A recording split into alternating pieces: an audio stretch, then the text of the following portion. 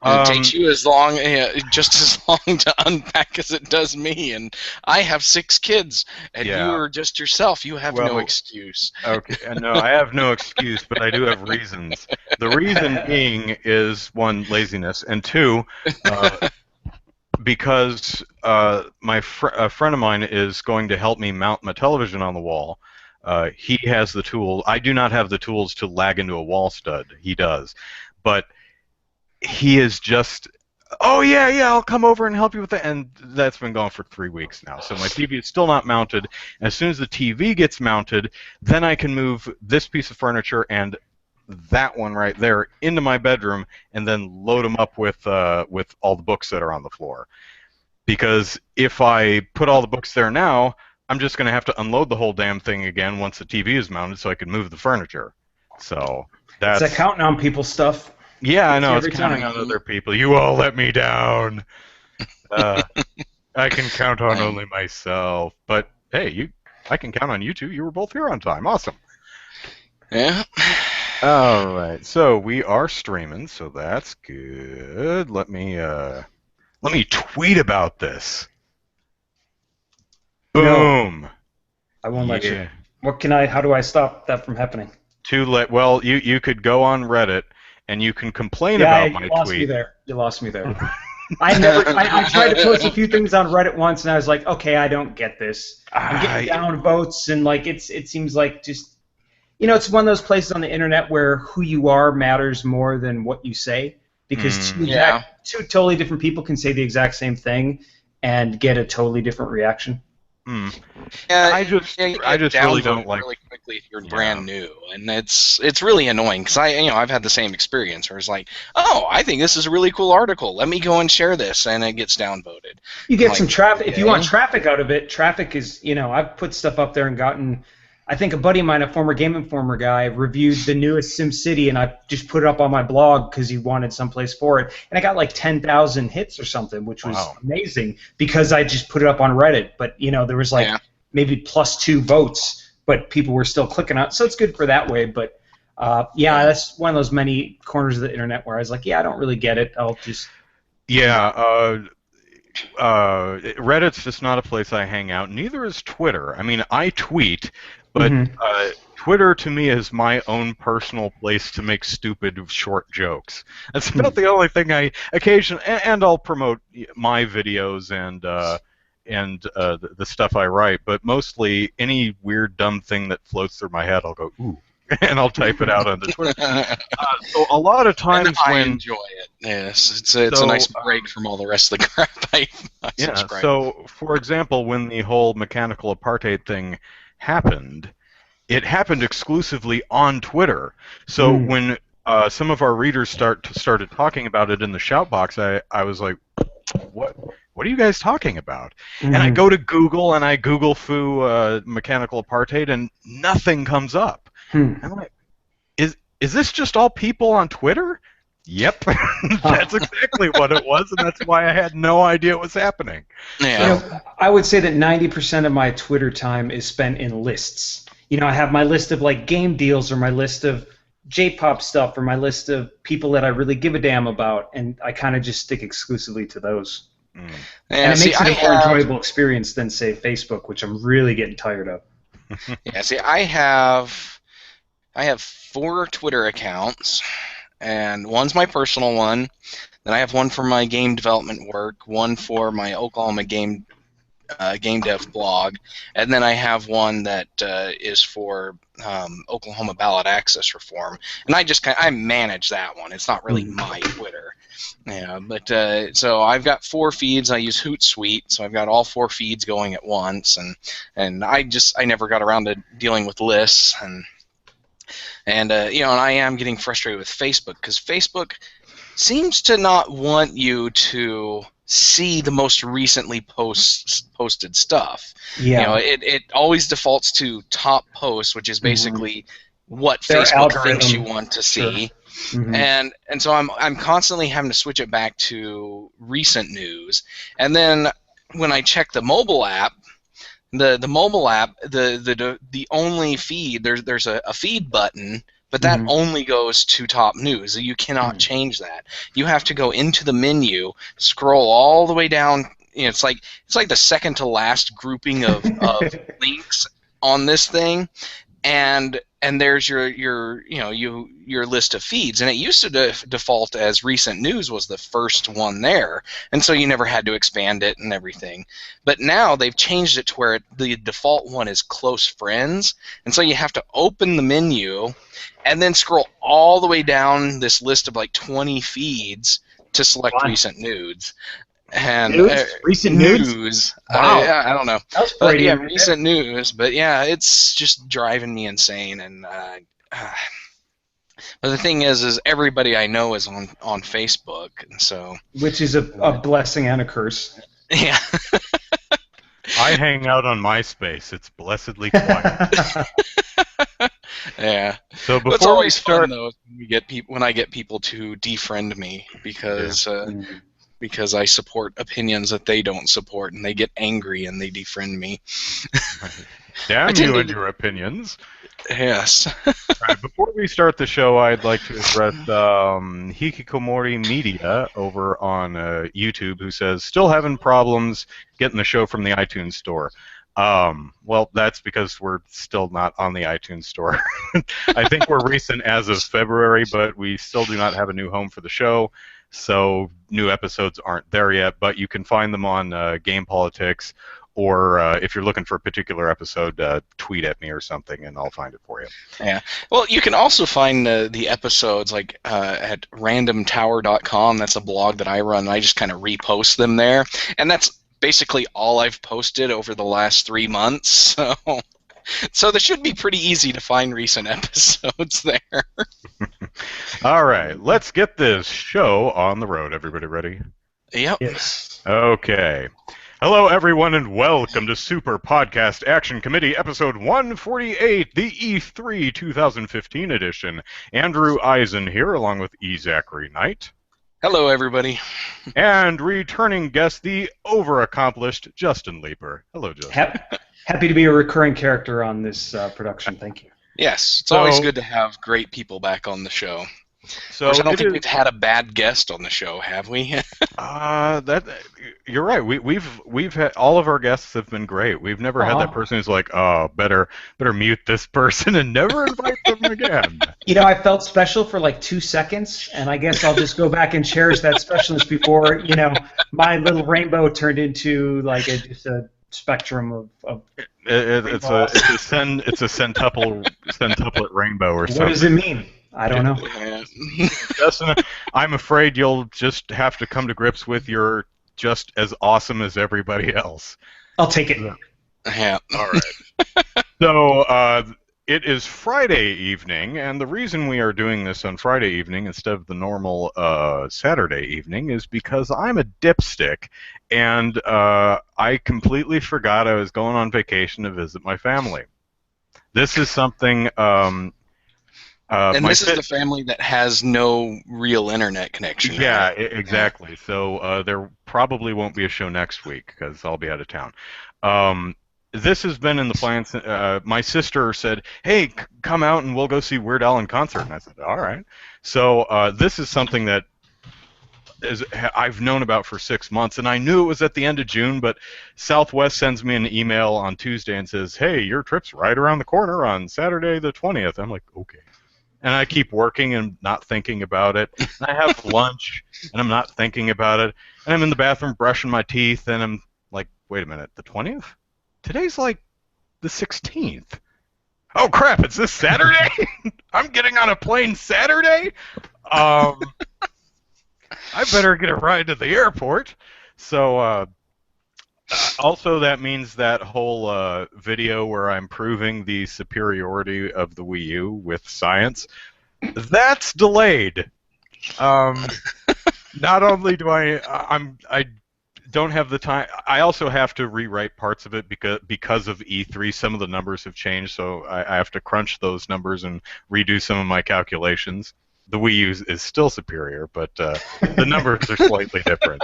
So I'm probably looking for that in about 2 weeks. I sincerely apologize. I know I've been hyping that up for a while, but I forgot I was going on vacation. So, Yeah. anyway, E3 2015, let us kick off the show looking at this week's poll, which asked, who won E3 2015? The most important question that anyone could ever be asked. Now, if you will all remember, last week the poll asked whose press conference are you most looking forward to, and it was Bethesda was the winner. Bethesda got third in our poll. We had 509 people vote in the poll this week, and the winner was Sony with 37% of the vote, followed by Microsoft with 28% of the vote, and then followed by Bethesda with 22% of the vote. And those were the clear leaders in the poll. Oculus Rift had 1% of the vote. Electronic Arts had 1% of the vote. Ubisoft, who had 1% of the vote, also the least votes at 4 votes, was a while before anyone actually voted for Ubisoft. Yes, I was worried nobody would vote for it. I know, and I was like, really? Electronic Arts over Ubisoft? I mean, I'm bummed about No Beyond Good and Evil 2 also, but man. Nintendo, 3% of the vote. Square Enix beat Nintendo with 4%, and the PC Gaming Show had 2%. So... Yeah. So nobody else got over 5% of the vote other than the top 3 people. That's pretty clear companies. cut. Sony, Microsoft, and Bethesda. And kudos to Bethesda for their. I think this was their first E3 press conference. Mm-hmm. So as far as I know, they stepped up to the plate, and as far as most people are concerned, knocked it out of the park. But then again, according to some of our readers, all you have to do is Fallout 4, win E3. I mean, I think it was as much the free app though, that Fallout Shelter, that they were hey, here's something cool from Fallout. It's available right now. You don't have to pay for it, and that giving people free stuff is a big deal. Well, have you checked that out? I tried, but apparently I don't have enough room on my phone. It's like half a gig or something like that, and I have like 400 megs of space available on my phone. So I haven't tried it, and I don't think it'll actually run on my phone because I'm running iOS 7 on an iPhone 4, so I think you kind of need at least an iPhone 5, I think. So I don't know. I haven't gotten around to trying it, but I want to because everybody says it's awesome. It seems kind of Farmville-y to me, though, and that's really not my jam.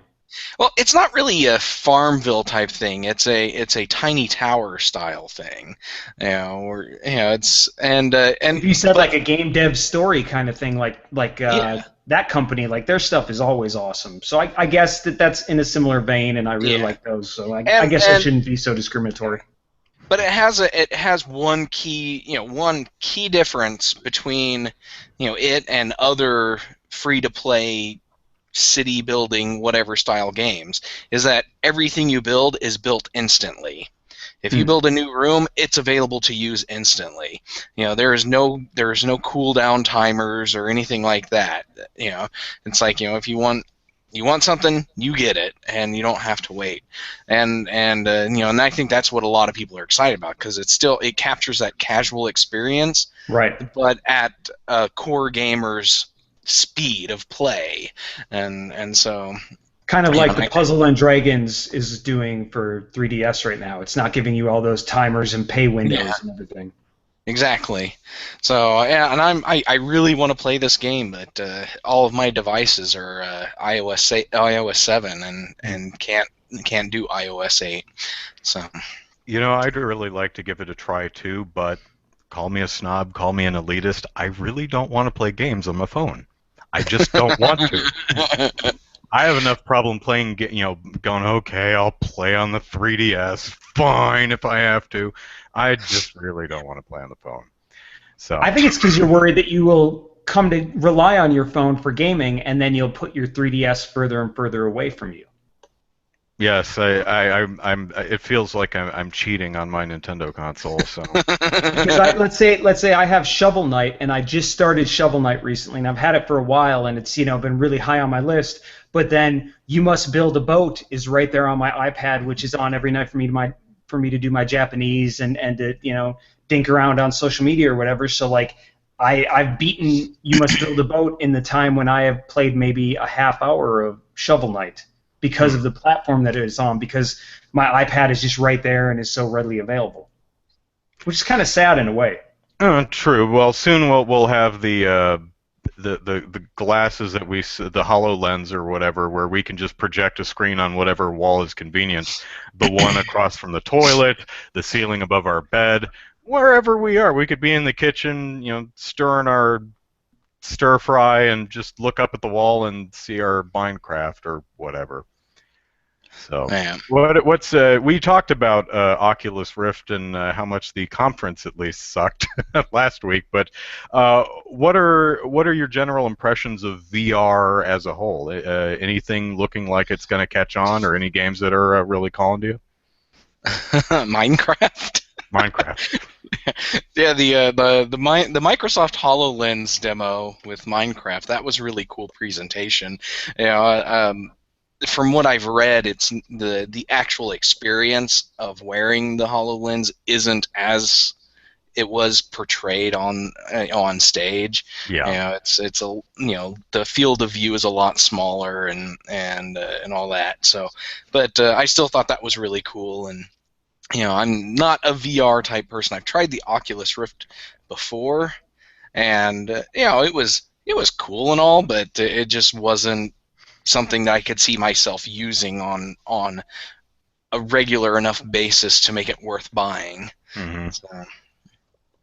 Justin, I'm a purist, man. I like having a controller. The Kinect never did anything for me because I like the feel of a controller in my hand. I've been doing that since I was 3 years old, basically.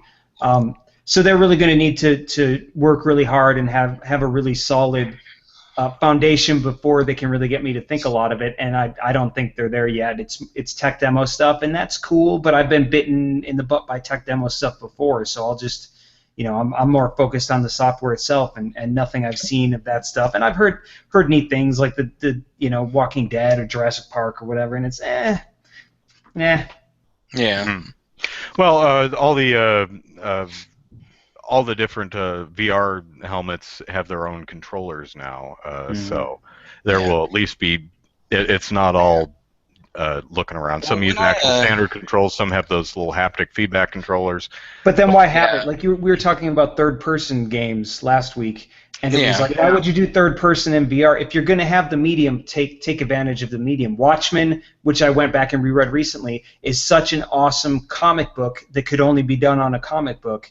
You know what I mean? So like, if you're going to do a VR game, do a VR game that can only be done on a VR console. Yeah, a lot of the VR experience or the VR games that I saw this week, granted I wasn't there, so I didn't get to try any of them out. You look at them and you're like, this looks like it could easily just not be VR. Maybe VR is cool, like 3D is just kind of neat, but doesn't really add anything to the experience in most cases. Hard to say. It's also, I think, going to come down a lot to the pricing. Because if the VR stuff is going to end up being a peripheral to most of the major consoles, and if it costs $500-600, I don't think a lot of people are going to be willing to pay that much for a peripheral. I could be wrong, but they're really dependent on early adopters, and I don't see, early adopters will buy any new console when it comes out, but I don't know that they'll buy that kind of a peripheral. Where have we ever had? What's the precedent of a peripheral that runs that expensive and still is successful? Well, I was gonna say Steel Battalion, but that wasn't successful. At least it worked. That was only $200, and it worked, and it was awesome, and it really did. I think it transcended just neat gimmick and really changed the way you played and experienced that game. Unfortunately, the game itself was not that great. It was okay, but the game really needed, for that to work, the game really needed to have been great, and it was just okay. The Kinect sequel that they did a few years ago, oh my god! Oh, it's so terrible. Well, it was a Kinect game. It was supposed to be terrible. Also, there were You no can't do other. a good Kinect game. Yeah, that seems to be the case. Yeah, also except Dance Central. That although I'm still not convinced that thing actually cares what you're really doing. I think it's about as accurate Like, as Just Dance with the Wii remote. yeah. Which I've seen people play some of those games and set the Wii remote down on the counter and they still get 100 points or whatever. Yeah. Well, it's like my kids. They play Just Dance with the PlayStation Move, and I got in there with them, and I was just kind of going like this with the controller, and I managed to get good and perfect and stuff all flashed all over the screen. So I was just like, okay. So I kind of just sat down and just kind of waved the controller back and forth. Way to half-ass it, buddy. Yeah. Hey, chat, look something up for me because I've always been curious. Has the song Just Dance ever actually been in any of the Just Dance games? I've never seen it on any of the playlists. I'm thinking that's got to be in there somewhere, right? But I haven't seen it, so let me know. I'd be curious. Okay, so, Zachary, who did you vote for in the poll? Who do you think won E3? Well, I voted for Microsoft, and I can't. Who did I? I think I voted for Sony last week. I think it was either Sony or Ubisoft that I voted for last week. But this one I voted for Microsoft because I got the best impression off of them. It's like they became. Between Microsoft and Sony, Microsoft won my next purchase, console purchase. Wow. Just from what they from the two announcements, because they just had more stuff that interested me. And I think it was mostly the Rare stuff, the Rare collection, and then Rare's pirate boat, pirate ship thing. What was that called? I've got it here. Sea of Thieves. And you're talking about Rare. We mentioned RC Pro-Am last week, just in passing, and it made it to E3. Like, who knew that and Shenmue in a manner of speaking, it's in the Rare collection, right? Yeah. Yeah. It's got the Battletoads and Battletoads Arcade. Yeah. But no GoldenEye. And did you hear the pardon my French, but did you hear the complete bullshit reason for no? What was that? It came down to let me find the quote because man, I'm not aware of the reason. I saw the headline on Kotaku or something. I never bothered reading the article, but if I were to guess, a valid reason, it would be a licensing thing. Of course, no, they don't have the license to bring or the cost of the license. Yeah. That would be my reason, but I'm sure that's not what they actually That's almost certainly what the reason is, but that's not what Microsoft said. It's not like they're going to switch it around and make it Copper Nose and just take out all the Bond references and say, here you go, guys, Copper Nose. Platinum Ear. Yeah. But while you're looking that up, the only thing I wonder about the Rare collection is that when it showed the rating, it was rated E2M, so it's like basically everything in both of those and everything in between. And so my question is that when it comes to the parental controls, will you be able to block individual games from the collection, or will it be all or nothing? Because it's like, I wouldn't mind letting my kids play, Viva Pinata and Banjo-Kazooie and that kind of stuff, but I don't want them playing Conker's Bad Fur Day, which is on the collection as well. So it's like, will I be able to just block Conker's Bad Fur Day? That's interesting. How would the console's parental controls treat that game? Yeah. Would it be on a game-by-game basis, or interesting? Yeah, that's something that I would like to find out. Yeah. Okay. There's been other collections, I imagine, that say Sonic's Ultimate Genesis Collection, which is a great game that I 100% achievements on. There's some stuff that's T-rated at least on there with your Streets of Rage and your Comic Zone. So I wonder how it does that as far as. I don't know. I keep meaning to buy that Sega collection, Sonic collection really thing, good. And for the PS3, and it's just never get around to it.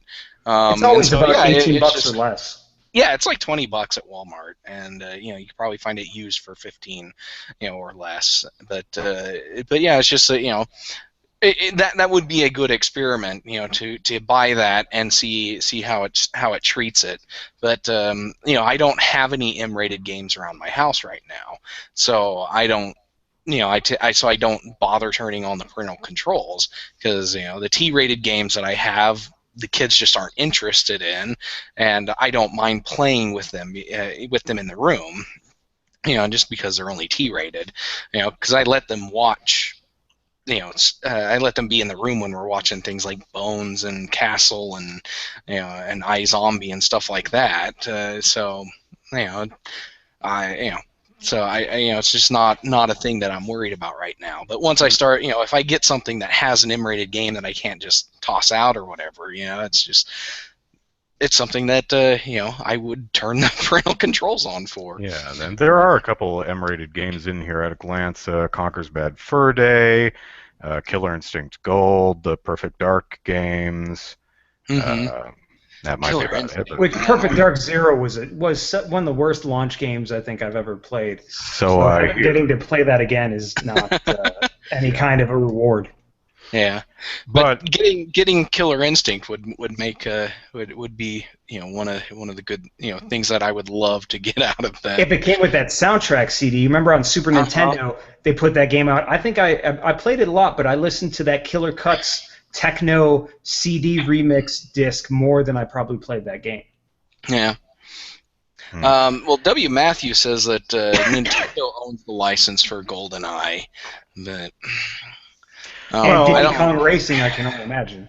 Here's what was said. They say it wasn't necessarily licensing. Going back to the criteria, is it rare characters? Is it rare worlds? GoldenEye doesn't really fit tightly in with that particular boundary. It has some rare developers as doctors in the game. Yeah. Literally, like some of the characters you see are David yeah. I guess I could see what they're going for because Bond is it is crap, but the James Bond world is a world that they borrowed from somebody else, and so so they really didn't have a whole lot of creative control over it. Yes, they had creative control and level design and progression and all that stuff, but the characters in the world itself were just was out of their hands. That's true, but if you told any gamer start listing rare games, I guarantee that almost all of them would have GoldenEye in one of the first 5 games they say. For sure. So the fact half the time I don't even think like Killer Instinct and Battletoads are rare games. I don't think of them as rare games. I think of GoldenEye and Conker's Bad Fur Day and Banjo-Kazooie. Yeah, but it's when it goes back further than that, it's just kind of I don't recognize those as rare games. But out of 120 rare games or whatever it is, the top 30 not including GoldenEye. Don't bullshit us. We're big boys and girls. Well, I've read the internet. No, we sometimes are not. But I think gamers would roundly be more accepting of the truth. It's a licensing thing. Nintendo said no. Yeah. Or we just whoever don't owns the movie shelling license, out the money for it. It's fine. We can take it. Anyway. Justin, who do you think won E3? Man, when it comes down to games, I'm definitely picking Sony because they had some stuff that I'm definitely excited to play and buy, and a lot of day one games really, which surprised me. But I have to give props to both Nintendo and Microsoft because they both had either announcements or games that made me go, yeah, I should probably buy one of those consoles in the near future. I mean, Mario Maker just looks so fun. You take Little Big Planet and you give it controls that are good and jumping that feels good because I didn't really like the Little Big Planet 1 and 2 that I played. But just being able to put on your Miyamoto hat and try and design some cool levels and basically limitless content to download from other people and that looks great because I'm sure we've all gone on YouTube and watched those Impossible Mario mod walkthroughs and those are super fun to watch and so Mario Maker really kind of blew me away and that was one of the games that we knew was coming and then as far as announcements, Microsoft with the backwards compatibility, which is something that I've been, waving the flag on the whole time since they announced this console generation, because you give us almost 8 years of these other consoles, and now all our collections are crap unless we have that stuff plugged in. So the fact that it's a slow rollout in this whole Xbox preview membership thing, and only 100 games at holiday and that kind of stuff, it's a slow build. But I mean, I have so many 360 games that I wouldn't mind playing on my TV, and really getting the benefit of Xbox One as far as the hardware, the kind of the UI type of stuff that they have. Yeah. So that stuff's great. But as far as Sony, like Uncharted 4 was an amazing game. That demo blew me away. Once it started. You guys, and I watched it on YouTube, so I didn't see the hiccup that Kotaku talked about. But Last Guardian looks great. I'll be picking that up. Horizon Zero Dawn, which I only today looked at the trailer for, was like, man. I mean, we've seen big cities with vegetation before, with Enslaved and Last of Us, which are both great games. But then you bring out robo dinosaurs and then different ways to kill them and stuff, and you go from like to shit like in the span of 2 minutes watching that trailer, and it was a gameplay trailer too, so it was that was amazing. They showed some great gameplay for that. I think Horizon Zero Dawn and Firewatch, which they didn't show a whole lot of gameplay or anything for, but Horizon was the best game. The most excited I've been about a game in the Sony presser. They all the other ones I was just like, whatever, other than Firewatch, but Horizon, I was just like, that's a game that I want to play because it just looks awesome. I want to go and shoot robot dinosaurs. Yeah. And plus they have, they're getting the retro thing, the nostalgia tip with Shenmue 3 and Final Fantasy 7. Like, those are both really big announcements as far as I'm concerned, and a lot of hardcore gamers that are around. Well, I think the thing with with Shenmue 3, I think that was a really cool announcement they made. Just like we're making Shenmue 3 as long as you fund us on Kickstarter. And then, overnight they made their $2 million, and I think they're close to $4 million now or something like that. I don't know. It's been a while since I actually looked at it, but yeah, that was just a really cool way to announce the game, and it really built up a lot of press and a lot of gamer anticipation and all that stuff, just overnight because of the Kickstarter. So, well, it seemed like the embodiment of that meme where you see Fry from Futurama saying, "Take my money." They're like, "Hey, look, Shenmue 3, throw your money at us for a while and let us know that you really want it. Show us how bad you want it, basically." Yeah. One of the someone on my Twitter responded to who won E3 with "certainly not my wallet or time."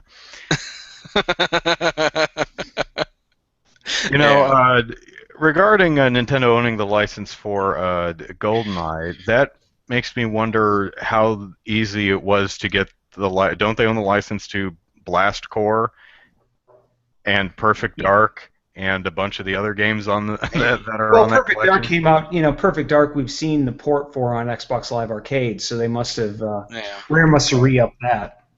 Yeah, well, who knows? Yeah.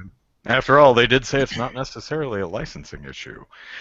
So, what do you guys think about the Shenmue Kickstarter? Do you think that's a little gross for Sony to? From what I understand, Sony's not publishing the game. They just were like, "Oh yeah, we're happy to. It's going to make us look good, so we're happy to promote your Kickstarter on our show." I think they're kicking in some development. From what I Some understand, funding. they're providing some development support, which, in publishing terms, that means money.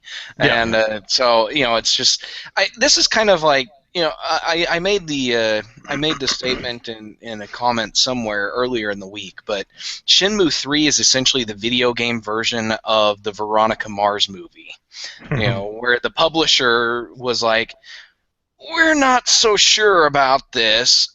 Go and find out if there's actually a market for this," and so they go to Kickstarter and they make tons of money, and the publisher's like, okay, we'll help you out now. And that's because we all know in this basically day and how age, money matters more than votes. Not Yeah. just politics, but in video games as well. Mm-hmm. Yeah. And I think most of us know that, you know, the first 2 Shenmue games cost tens of millions of dollars to make, so they're not going to be able to fund it just on that $4 million Kickstarter. But you know, they're not forcing people to put in that money. You know, people are using that as a way to throw support behind the series. So I have no problem with that. I'm not a Kickstarter backer guy. Like, you know, Igarashi's game, I'll buy it when it comes out. You know, the Inafune's game, I'll buy that when it comes out. I'm not gonna sort of pre-order it, which is essentially what Kickstarter is a lot of the time. That's true. Yeah. You know, I don't think it's shady. I've read a couple opinion pieces where they think that it's a little shady of Suzuki-san to put that up. But I mean, come on, man. People are excited about it. It's got some great buzz. If people want to kick a little money in it, exactly. You know, they're happy about it. The game will come out, and they'll need other help with funding.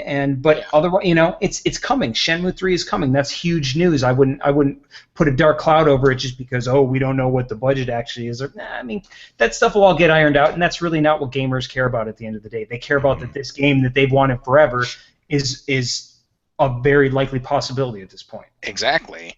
Yeah. The only thing that I'm kind of upset about the Shenmue 3 thing is that we're not going to get a remastered version of, or even a port of Shenmue 1 and 2. You know, they are going to release the the cinematic trailer or cinematic collection from the 2. So basically, you get to watch 2 movies before you play Shenmue 3. Like so Yakuza 3. Yeah. Which we talked about last week. Yeah. Mm-hmm. So that's going to be a good, and people who haven't played the other 2 games will at least be able to get caught up on the story before they play Shenmue 3. But you know, it's just like I would like to be able to play it, but I don't own a Dreamcast. So Xbox. Shenmue 2 is on original Xbox. Xbox, yeah. Yeah. Was the first one ever ported? Shenmue 1 was only available on the Dreamcast. So I'm like, I don't own a Dreamcast, and I don't feel like spending like $80 to buy Shenmue 1 and another $80 to buy Shenmue 2 now, because those games jumped in prices. So that makes sense, wouldn't it? To kind of because usually Sega's a pretty good supporter of Steam. I wonder if they would throw those 2 up there, especially with buzz from 3 coming up. They might dig those out of the archives and be like, oh shit, we got to get a port out. You would think they would, but that's not likely to happen from what they've been saying on the FAQs and interviews and stuff. So, but this changes everything. This hitting the Kickstarter goal in record time, I think, gets a lot of people thinking, and maybe not just about Shenmue 1 and 2, maybe about other older games that people are crying to have brought back to life, and hey, people are putting their money where their mouth is at this point. Well, I would Final Fantasy VII is another one, too, where everybody's just super excited about it, but I don't really care. But I am not excited. One thing I've actually wrote an article for IGN similar to this a couple of years ago, but one of the things I would like to see companies try. Especially Nintendo, because it's my favorite, is try a Kickstarter and other similar platforms as a way to gauge interest, because we all complain about, I want Yakuza 1 and 2 HD collection over here in America. Nintendo says, only 5 of you would buy it. It's not worth our time to translate and port it, or localize it and rate it with the ESRB and ship it on over. Well, what if Nintendo kickstarted it? Said, okay, it would cost us $800,000 to do a localization of this collection. So here's the Kickstarter. If you guys meet it, great. We'll localize it and ship it on over to you. If not, you don't get it, and no one loses any money. What do you think? Do you think we'd be playing Mega Man Legends 3 by now if they would have decided to kickstart instead of gauge user feedback? With the success of Mighty Number 9, I think Yeah, with the success of Mighty Number 9, I think that could have been a very real possibility, and unfortunately, I don't see Capcom ever doing that, which is kind of sad. Yeah. That was actually what prompted that article. I think it was Mighty. Well, no. It was Xenoblade Chronicles, the Rainfall games, Xenoblade Chronicles, Pandora's Tower, Last Story, and a couple other things like Disaster Day of Crisis that never made it over here, another Code R, whatever it's called. Yeah. Some of the other Fatal Frame games that actually hit Europe but didn't come to North America. I was like, at the time, this article predated Kickstarter, but I had this idea for like a new channel on the Wii, where you could. I essentially described Kickstarter almost a year before Kickstarter happened. It was a system where Nintendo would say, "Okay, put your money where your mouth is. You want this? Put money down. And when you meet the threshold, we'll do it. If there's honestly not enough of you, then it doesn't happen, and at least you know why."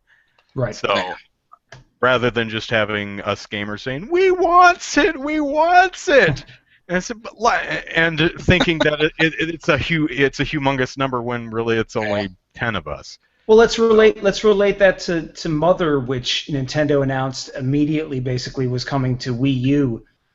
As a virtual console game, a game that people have been wanting, which obviously based on the Earthbound's predecessor, is now available on Wii U. Why they didn't put it out for 3DS virtual console makes no sense to me, but I think they're just trying to woo people over. But that gets you thinking about games like Seiken Densetsu 3, which was the sequel to Secret of Mana.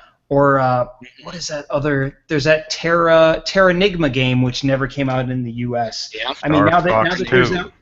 Oh yeah, like Nintendo can leverage their properties there to get people back into their systems. Is Soulblazer and Illusion of Gaia available on the virtual console? Because those are Soulblazer and Illusion of Gaia. Those are the. Well, Terranigma is the predecessor to Illusion of Gaia, wasn't it? No, Terranigma was the third one in the series of games. So and go ahead. Yeah. No, I was just saying, I would love to have it come here. I actually played it on an emulator because I knew I was never going to actually be able to play it on a console, and I really wanted to play the game because I'm a huge fan of Illusion of Gaia, and Soulblazer was still pretty cool, but I never got around to, couldn't play Terranigma legally, so I played it on an emulator. Yeah. Seeing as how I showed my Metroid, Super Metroid, Super Famicom. This is Seiken Densetsu 3, also complete from Japan, which was the sequel to Secret of Mana.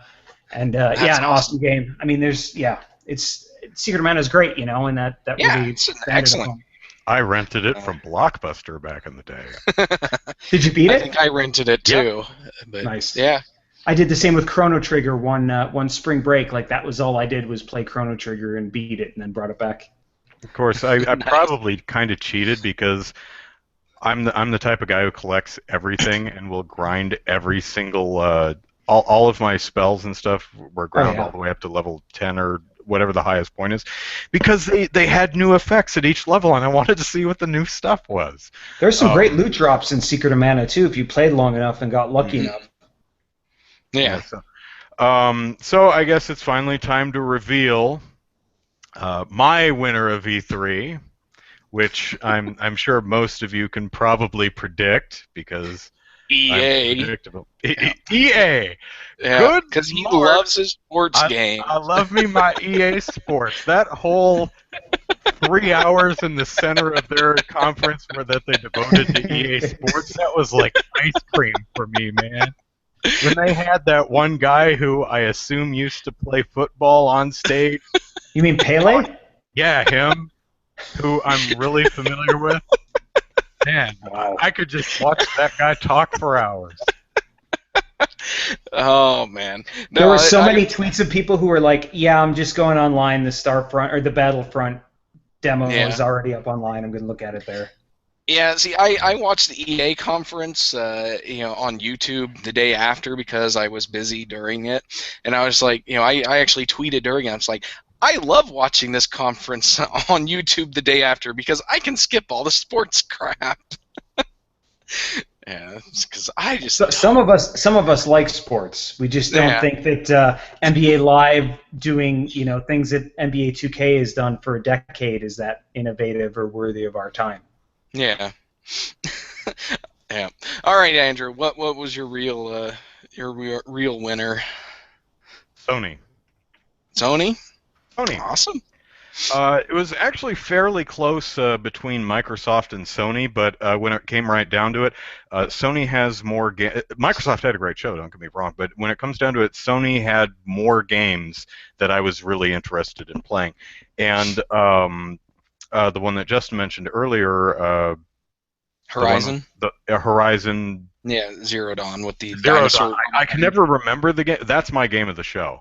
That when I think Mhm. of E3 2015, that game is where my brain keeps going to. Yeah. It looks like Monster Hunter. I'm a huge Monster Hunter fan. I love me some Monster Hunter, and this looks like Monster Hunter with robot dinosaurs. That is so Well, cool. yeah, and that's what it sounded like because you know when you're watching watching her the character going into the fields to start killing dinosaurs, she's like those canisters are almost ready on that one, and it's like, oh, so you get to harvest parts off of these dinosaurs and do whatever you're going to do with them. They didn't kind of really describe what you're going to do with them, but Yeah, I read some interviews. The developers were really cagey on describing what those resources might be, what the robot dinosaurs are using those resources for, probably sustenance, I would think, or what the character was using them for, and really interesting premise. I like the look. I like big robot dinosaurs. I love the monster huntiness of it. There even looks to be a bit more actual tracking and hunting type of stuff in the game than even Monster Hunter itself. As Monster Hunters run to the monster and start hitting it with a stick.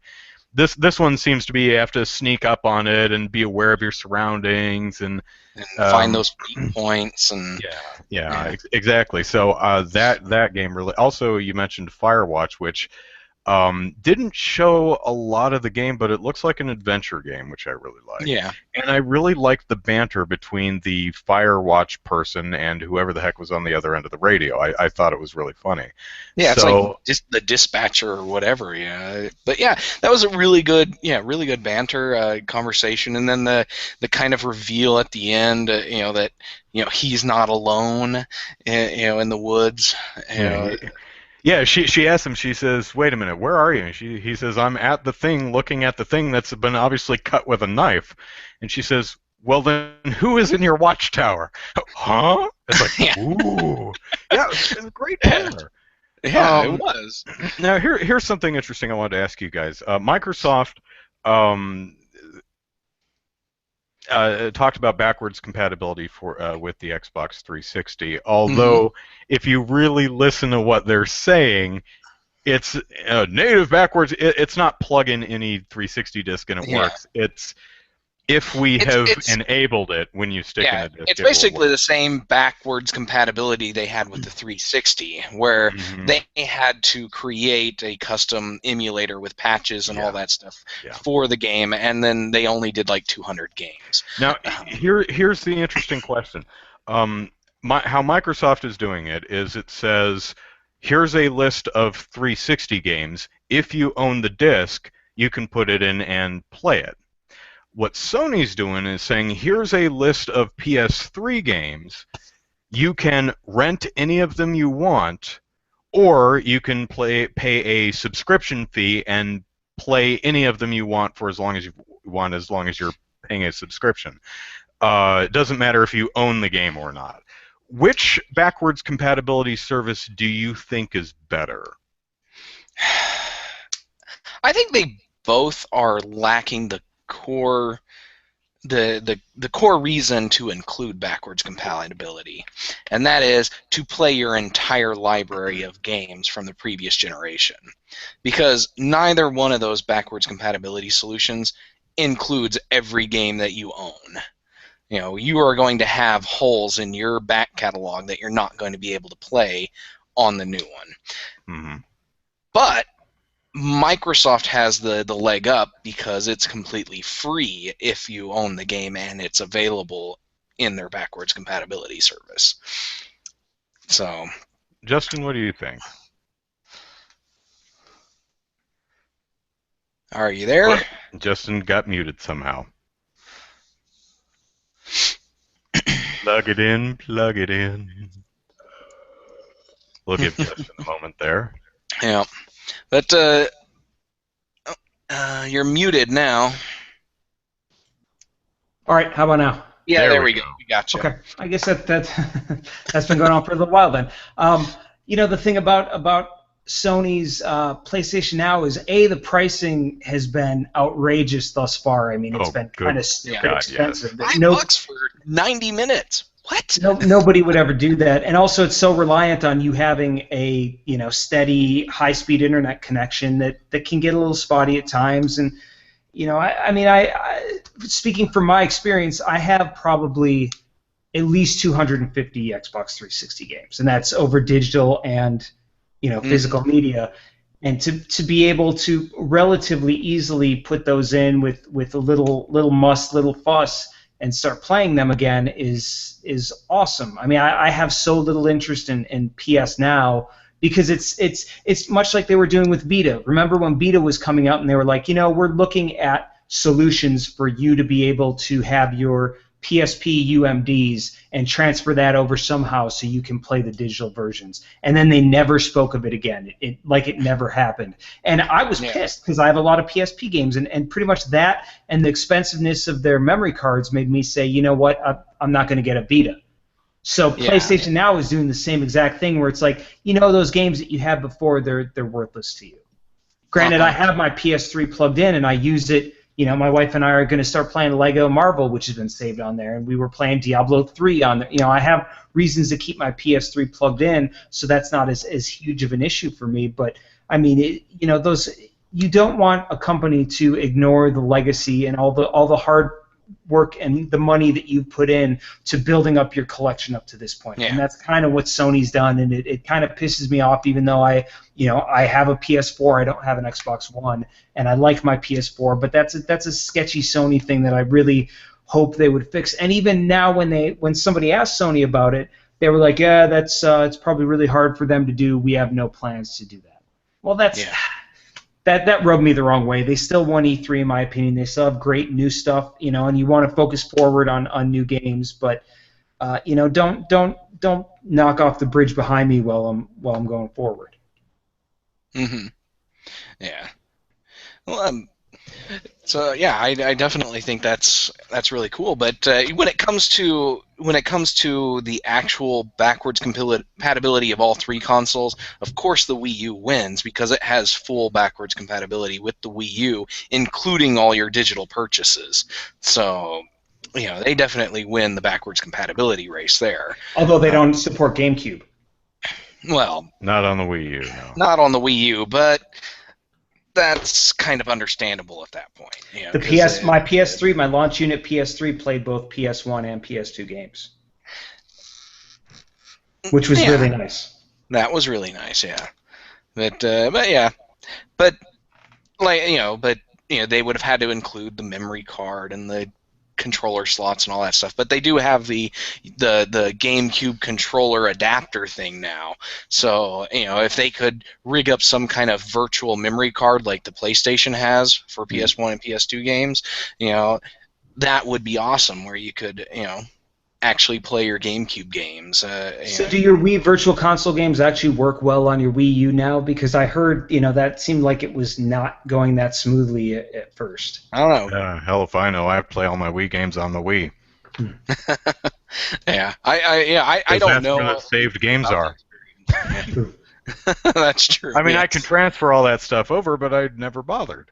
Because I keep my Wii hooked up anyway to use as a GameCube, because I gave my actual GameCube to my sister. Kept the controller, though. I said, go buy your own. See, I won't get rid of my GameCube because I have the Game Boy Player, and I just love that thing to Oh, death. that was such a great thing. Yeah, Super Game Boy, Game Boy Player were just genius Yeah. devices. Definitely. And the Game Boy Player for the GameCube is just the best because it gets that entire generation of games from the Game Boy to the Game Boy Advance, and you can play them all on your TV. And that's super cool. And so the only games that aren't available are the that one game that requires you to go outside in order to power up and stuff. And then The tilt certain and games tumble that game. yeah, Kirby's the tilt and tilt and tumble. tumble stuff. Yeah, so but nobody really cares about those games anyways. But all the games that I actually own, I can play on my TV, which is really cool. But yeah, the River Anduin says that the Virtual Console on the Wii U works fine. I'm not sure. Is With that Wii games? the Wii Virtual Console or the Wii U Virtual Console? It'll take a few minutes for him to answer. Yeah, But what Justin can't was remember. asking was if you take a Wii disc, an actual Wii game, and plug it into the Wii U, does it play just fine on the Wii U? I was well, actually and talking about, let's say, my Virtual Console copy of Ys 1 and 2 that I got on my Wii, and how well does that work on if I got a Wii U? Oh well, you can. you have to transfer open all up that the stuff Wii. over. You have to open up the Wii emulator and then go into your Virtual Console library there. So it's kind of a double layered emulation going on at that point. Yeah. So I could see why there might be some issues, but I don't know. We'll see if the River answers, but yeah. But speaking of Nintendo, Nintendo's the only one that we really haven't dedicated any time to yet so far. I don't know if you can see this at all. No, that's just it's washed just a out. big white Okay. screen. But there's a you actually have to launch the Wii U into Wii mode, and which is a pain in the butt because it takes a while. It literally there's a Wii sitting on the motherboard, and it just completely switches over to that. And the Wii does not understand Wii U at all, so there's no way back. So I think you have to turn the system off to get it to. You can't with the Wii though. You can't get back to the Wii menu from a GameCube game either. That's true because it goes straight into GameCube mode, and GameCube doesn't understand Wii and doesn't know what the pointer or the home button is. Yeah, exactly. It's not looking for it. So because I was playing Wario Land the other day, and I was like, my kids were wanting to watch TV, and I was kind of done, or Wario World, not Wario Land, but the kids were wanting to watch some Netflix, and I was like, okay, well, I'm kind of done. I'm trying to hit the home button and trying to figure out how to get it, switch it back, and I'm like, nope, gotta hit the restart button. Well, that's why the backwards compatibility for those consoles works so damn well, because it's not emulating anything. It's literally the previous console inside the new one. So, okay, we can talk Nintendo. I don't mind. I was disappointed. Now, interestingly, Nintendo didn't so much have a bad show. Nintendo was incredibly tone deaf this year. Yeah. It made a lot of. It did not communicate its strengths very well. No. And they I'll had some expand on really that great transitions between segments. The puppets were great and hilarious. And then watching those Super Mario Maker transitions where Mario would hit the question mark block and like the Link mushroom will come out, or the Wii Fit trainer mushroom. That was really cool. I thought that was awesome. And then later on you find out that that's actually a feature in Super Mario Maker. You're like, yes. And that was one of my 10 crazy predictions. And like last year, I think I got 2 out of 10 right. And this year you got 2 out of 10. This year I got 2 out of 10. Well, the second one you have to kind of cut me some slack. I predicted that Amiibo would work with one of the Toys for Life games, and it's not so much you can use Mario or Link Amiibo with Skylanders superchargers. They've just made Donkey Kong and a Bowser Amiibo for that game. So close enough, maybe. And the thing that, but speaking of Skylander Supercharger and the Donkey Kong and Bowser characters for that,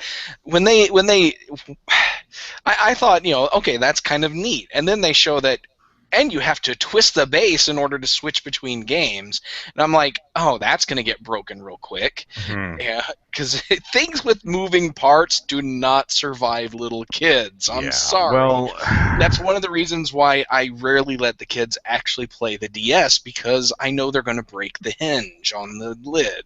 I can see why they have to do that, though, because the Amiibos actually store data, so they want to keep their Skylander data separate from the Amiibo data, because otherwise Okay, but can you they would not have to. have two RF chips just in the base? I suppose Since they could. they're both signed differently, you Yeah, think that...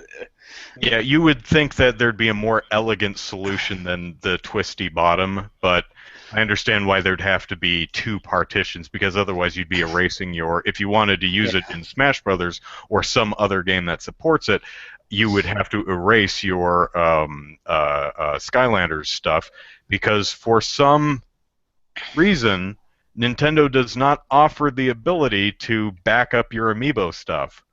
I guess they just expect you to go buy another one. I don't know how they expect you to do that, because it's hard enough to find it the first damn time. Yeah. But Justin, what did you think of Nintendo showing? It was a lot of treading water in a lot of ways. On paper, it sounded like there would be some exciting things, but I thought that Star Fox looked good.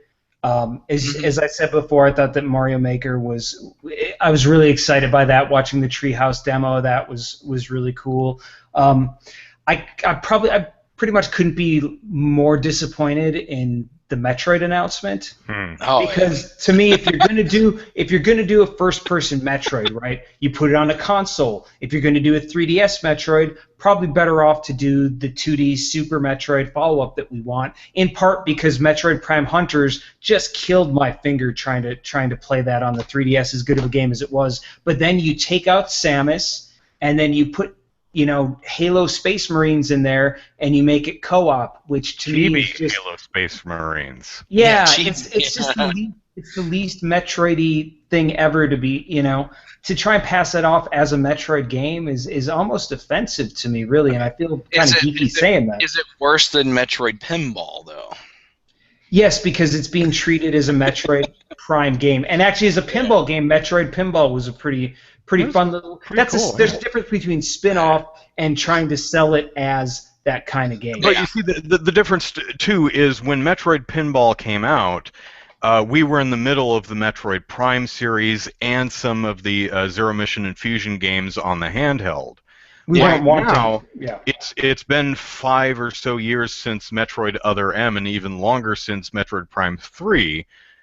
We haven't had Metroid anything in at least half of a decade. Yeah, they didn't even do the 25th anniversary, 30th anniversary, whatever it was, of Metroid. They didn't even bother with that, and that ticked off a lot of people too. So, and me included, because I would have loved to have had a just a Metroid disc that had Metroid 1, 2, and Super Metroid on there. So that would have been awesome. Yeah. So to come out after 5 years of no Metroid. The last one of which was really not very well received. So to some people, 8 or 9 years of no Metroid, and then come out with this. Come out with a spin-off, and the trailer was horrible. The game is actually. I've seen the game now. The game actually looks a lot better than the trailer would lead you to believe. But oh man, yeah, the trailer was terrible. Do not full screen your 3DS games, please back that stuff up a bit, because wow, does that look bad. That's incredibly tone deaf. Nintendo had to have known that it would have received a reaction similar to the one it got. Had to. That is absurdly tone deaf. Now, what do you guys think of the new Zelda game, the Triforce? Yeah, to me personally, much like with Metroid, Zelda games are single-player affairs for me. They're as much about exploration and adventuring as anything. So it's, Four Swords was a cute idea. This is along that same vein. I'm not going to buy it. I'm not a multiplayer guy, so it's kind of bums me out that I'm going to miss another Zelda game. There is a single-player mode, though. It is two-player mode, but it's not two. Yeah, that's one of the things that really annoys me is that the game is played. You've got 3 characters. So they expect you to have 3 people playing at the same time, but they do provide a single-player mode, and it's like the other 2 characters are just kind of lifeless dolls that you kind of just manipulate around, and it's like, and you couldn't do that in 2-player mode with just the third one being the lifeless doll. That doesn't make any sense to me. But as a game itself, I'm fine with that. I'm fine with it. That didn't. We had a Link Between Worlds last year. We've got a console Zelda coming out sometime in the foreseeable future. They didn't talk about it this year. How much do you think that they regret not having anything from the new Zelda Wii U game to show? Just to kind of pad it a little bit and show a little bit more. I wish they showed something. Because I'm thinking they're rebuilding that game from the ground up. I think I mentioned this on one of the recent podcasts, but my theory was they'll show something, a new trailer, we're still working on it at E3, and if they don't, it means that they said, you know what, this isn't working, and they scrapped it and started it again, and don't have anything, and literally do not. So kind have of like a Wind Waker situation where they showed off that original trailer, and then the direction they were going in Space World 2000-2001 was completely scrapped, and they went with what became Wind Waker. 2000, I think. Well, I guess it took Nintendo longer than probably anybody, including them, thought it would take for them to get used to doing an HD game. And anybody in development knows that when you go from standard def to high def, there's a lot more resource involved, a lot more time, a lot more assets. Mm-hmm. So and I think they underestimated how long that would really take. So maybe to do it then in what looks like an open world environment on top of that with Zelda is proving to be very difficult. If only there had been like a near decade full of examples that they could have learned from. Yeah. The Federation Force, Metroid Federation Force. It's actually, when you breathe and take a look at what the game actually is, it's an interesting spin-off. Not something I'm particularly interested in. It's a 4-player co-op mission. Let's take the Federation Force soldiers from the Metroid Prime universe and explore 3 different planets, completing missions, capturing monsters, fighting off the space pirates. That's actually not a bad idea. I'm not really sure about the chibi eyes, the chibi art style, but man, did they did not sell that very well. Also, it's kind of impossible to sell a spin-off when there's been no main Metroid. Right, a spin-off of what? Yeah. But let me ask you this, and this is something that has been discussed to death in the comments since the announcement. Ooh, let's beat a dead horse. But no, how likely do you think it is that this is a game that Nintendo was making, but they weren't sure how to market it, so they decided just to slap the Metroid franchise name on it? Oh, I absolutely get that impression. I think this was a game, maybe not Freedom Force, but definitely Blast Ball. I think they just said, we need something else, just slap Metroid. But you're right. My first impression of that was a completely unrelated IP that Nintendo slapped Metroid on to get it more visibility. Don't know if that's true or not, but that was certainly the first thing I thought when I saw it. There's been a precedent for that, I guess, with your Star Fox Adventures and, Yeah, Star Fox Diddy Kong Racing even was originally featuring original rare characters. Yeah. There was something else that I'm trying to remember what it was now, but Kirby's Epic Yarn was originally not a Kirby game. Yeah. So it's certainly not unprecedented, but and sometimes not even a bad idea. But this was this particular Federation Force was a perfect storm of just bad ideas and tone deafness that really made everyone give Nintendo the stink eye. Yeah. But that wasn't the only problem with their presentation. They announced. They talked more about Animal Crossing Happy Homemaker, or Happy Home Decorator, or Happy Home something. Home designer, I think. Home designer. Happy And home. I've learned more about the title, and it looks like this might actually be a full Animal Crossing game, just with the gimmick of this particular game is instead of being the mayor of the town like you were in New Leaf, you are the town's real estate agent.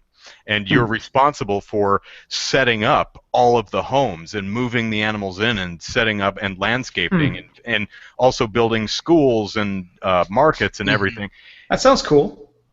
But they're not telling us any of that. It sounds like, here's a home, move your furniture around, you're done. Just watching the direct, that looks like there's really all there is. Yeah. Like a dollhouse simulator. Yeah. If this is exactly, if this is really a just a very transparent attempt to sell more Amiibo cards. If it really is a full Animal Crossing game, Nintendo needs to get that across. Yeah.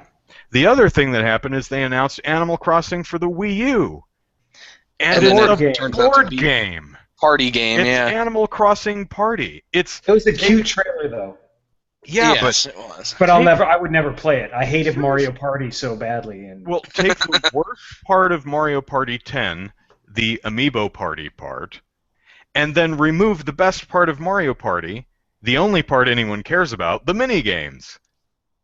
This game, the only thing you do is you take your Amiibo, which I don't have any, you tap it on the controller, which rolls the die, and your character goes the number of spaces, and then a little Animal Crossing vignette plays, and you end up with more or less bells money than you did before.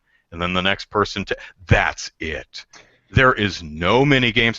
Occasionally you can play the turnip stock market, or an animal will say, here's a card that has a 4 on it. Will the next card I draw be higher or lower? And you can pick higher or lower. That is the sum total of interaction in that game. So it's Mario Party minus the mini games. Well, that's Tomodachi Life's level of interaction, basically. I don't like that game either. But man, now here again is the interesting thing: is Animal Crossing Amiibo Festival.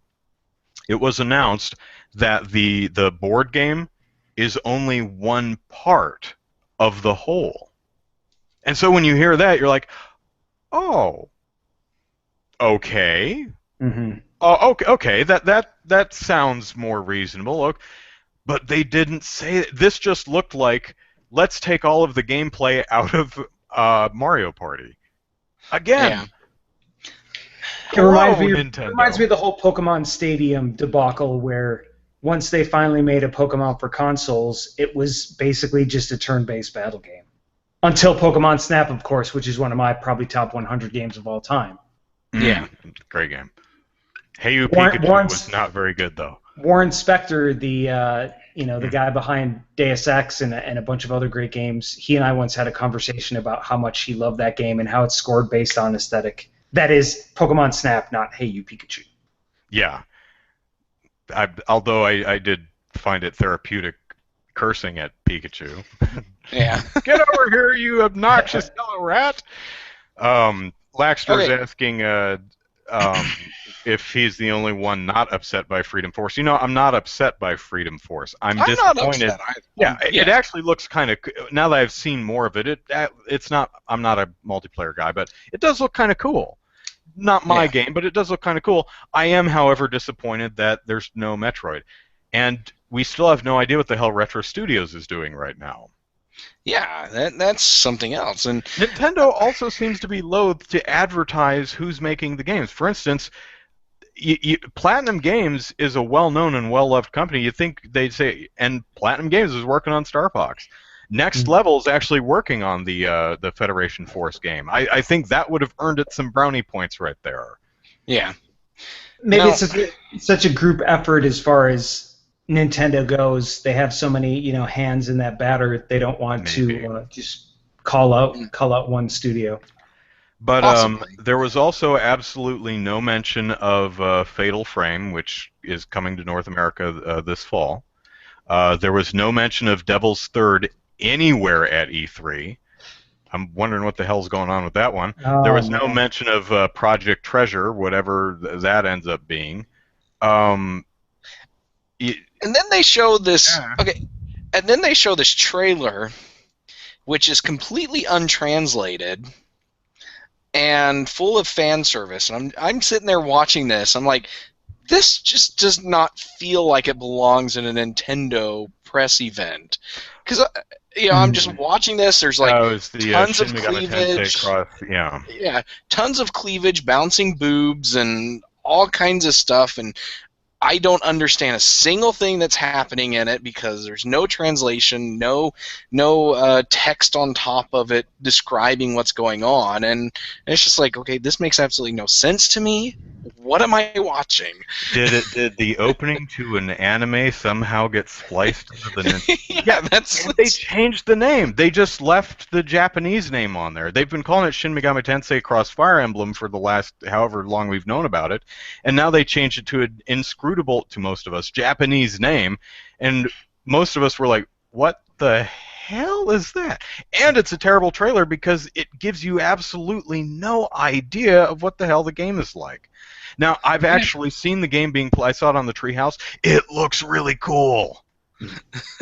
But Nintendo, again, just dropped the ball with almost everything on its Direct. It was... oh, that was her. Yeah. But lots of weird stuff in that, and but I will say, the two best things about Nintendo's conference is Xenoblade Chronicles X. I just love to I loved watching some more of that because that's like the game I'm gonna buy when I buy a Wii U. And then Yoshi. And it's out in Japan, right? I just think that a couple weeks ago, yeah. Yeah, but Yoshi's Woolly World was just absolutely adorable, and I am going to buy tons of those Yoshi plushies because they're so cute. Especially if I can get one that's like I want the Samus Yoshi. I think that's probably because they showed that you can get different skins for Yoshi. It's like Mario and Luigi, and then they showed a Samus one. I'm like, yeah, I'm gonna be buying a Samus Yoshi. But yeah, I think that game looks really cute, and I really enjoyed Kirby's Epic Yarn, and this game just looks like it'll be great fun in the same. No vein, idea why America doesn't, or North America doesn't get Yoshi's Woolly World into the fall, but yeah, I'm not sure what localization issues they're running into. I blame Amiibos. I blame. It's probably that. Yeah, because they're. It looks like they're hand crocheting the It's just that one woman. Yeah, it's just that one woman. The only one who knows how to crochet. Them. I'm working as fast as I can, guys. Honest. So, but again, and I am really looking forward to playing both Yoshi's Woolly World and Xenoblade Chronicles X. Mm-hmm. But both presentations fell flat for me in the Nintendo Direct because we've seen them for 2.5 years now. Yeah. I'm just ready to play them. Exactly. It gets hard when it's the 33 in a row where you've seen a game. You're like, okay, yeah, I know. Yeah. But can I have the game now? What do you guys think of the new SteamWorld game? I saw a little trailer of that. SteamWorld Dig was a really good, indie download game. And now it looks like they're doing kind of like a Worms sort of tactical turn-based. Yeah. I've seen trailers of that before, and I really enjoyed SteamWorld Dig, probably more than Andrew did. But I beat it. I beat it in I think like 7 hours, but it was a fun romp. But I've seen trailers of this next SteamWorld game, and I definitely want to get it. It's on my to buy list eventually. And I've tweeted the trailers and stuff before, and it was cool to get a new look at it because I hadn't thought about it in a while, and then that came across on E3, and I was like, oh yeah, that game. I'm anticipating that one, even though I didn't remember about it. So. No, it was one of the few highlights for 3DS for me because I didn't, I mean, I'm not necessarily mad at the new Zelda, and I'm not. Maybe I'm a little mad at the new Metroid, but I'm pretty sure that I won't be buying either of those games. Yeah. So coming out of E3, there's not a lot of 3DS stuff that I'm like, oh, I'm gonna buy these when they come out. Yeah. Yeah. Although they did show an English trailer for Fire Emblem. What are they calling it here? Fates. Although, interestingly, they have some of the English voice work done for Xenoblade Chronicles X. I was surprised they didn't show that off in the because that's something new that they could have shown. And and from what I've heard so far, the English voice cast is really quite good. And we probably won't have the option, but although we did with the Xenoblade Chronicles, I will probably play with the English voices simply because I can't stand the Japanese voice of I don't know the character names, but not the darker skinned woman with the white hair, the shorter, younger one. Oh my God, is her voice high pitched, squeaky, annoying? I also it's one of those. It's one of those. Yeah, it's one of those anime voices. I also don't like Tatsu's voice, the little Nopon. So I haven't heard his English voice yet. So hopefully that's a lot more palatable to me. I hate the girly run they saddled the female player character with. If you've seen it, they have a regular walk, then they have full tilt run, but the mid range run is this limp-wristed arms out to the side thing. I'm like, oh, buddy, why would you do that? That looks silly. But I do look like a tauntaun. Yeah, what I'm really looking forward to in the game is dressing up my characters in jeans and sweaters and normal clothing, because those clothing options the clothing ranges from pencil skirts and blouses to ridiculous cleavage-bearing battle armor. I mean, and everything in between. And it looks so funny seeing these sci-fi characters run across this alien world in jeans and a shirt. I've never seen that in a fantasy RPG, and I'm really looking forward to running across the plains of Primordia, or whatever it's called, in sneakers. So it's the little things, really. Yeah. So but lots of good stuff. The Mario and Luigi Paper Jam surprised me. I like the idea of that. It looks really early, though. Yeah, probably. I mean, it looks like they just grabbed the Mario Luigi Dream Team engine and jammed a Paper Mario sprite in. It looks really early to me yet, but I do like the idea, and I think that has a lot of potential. I just really want my Paper Mario on the console. Yeah. Gripe.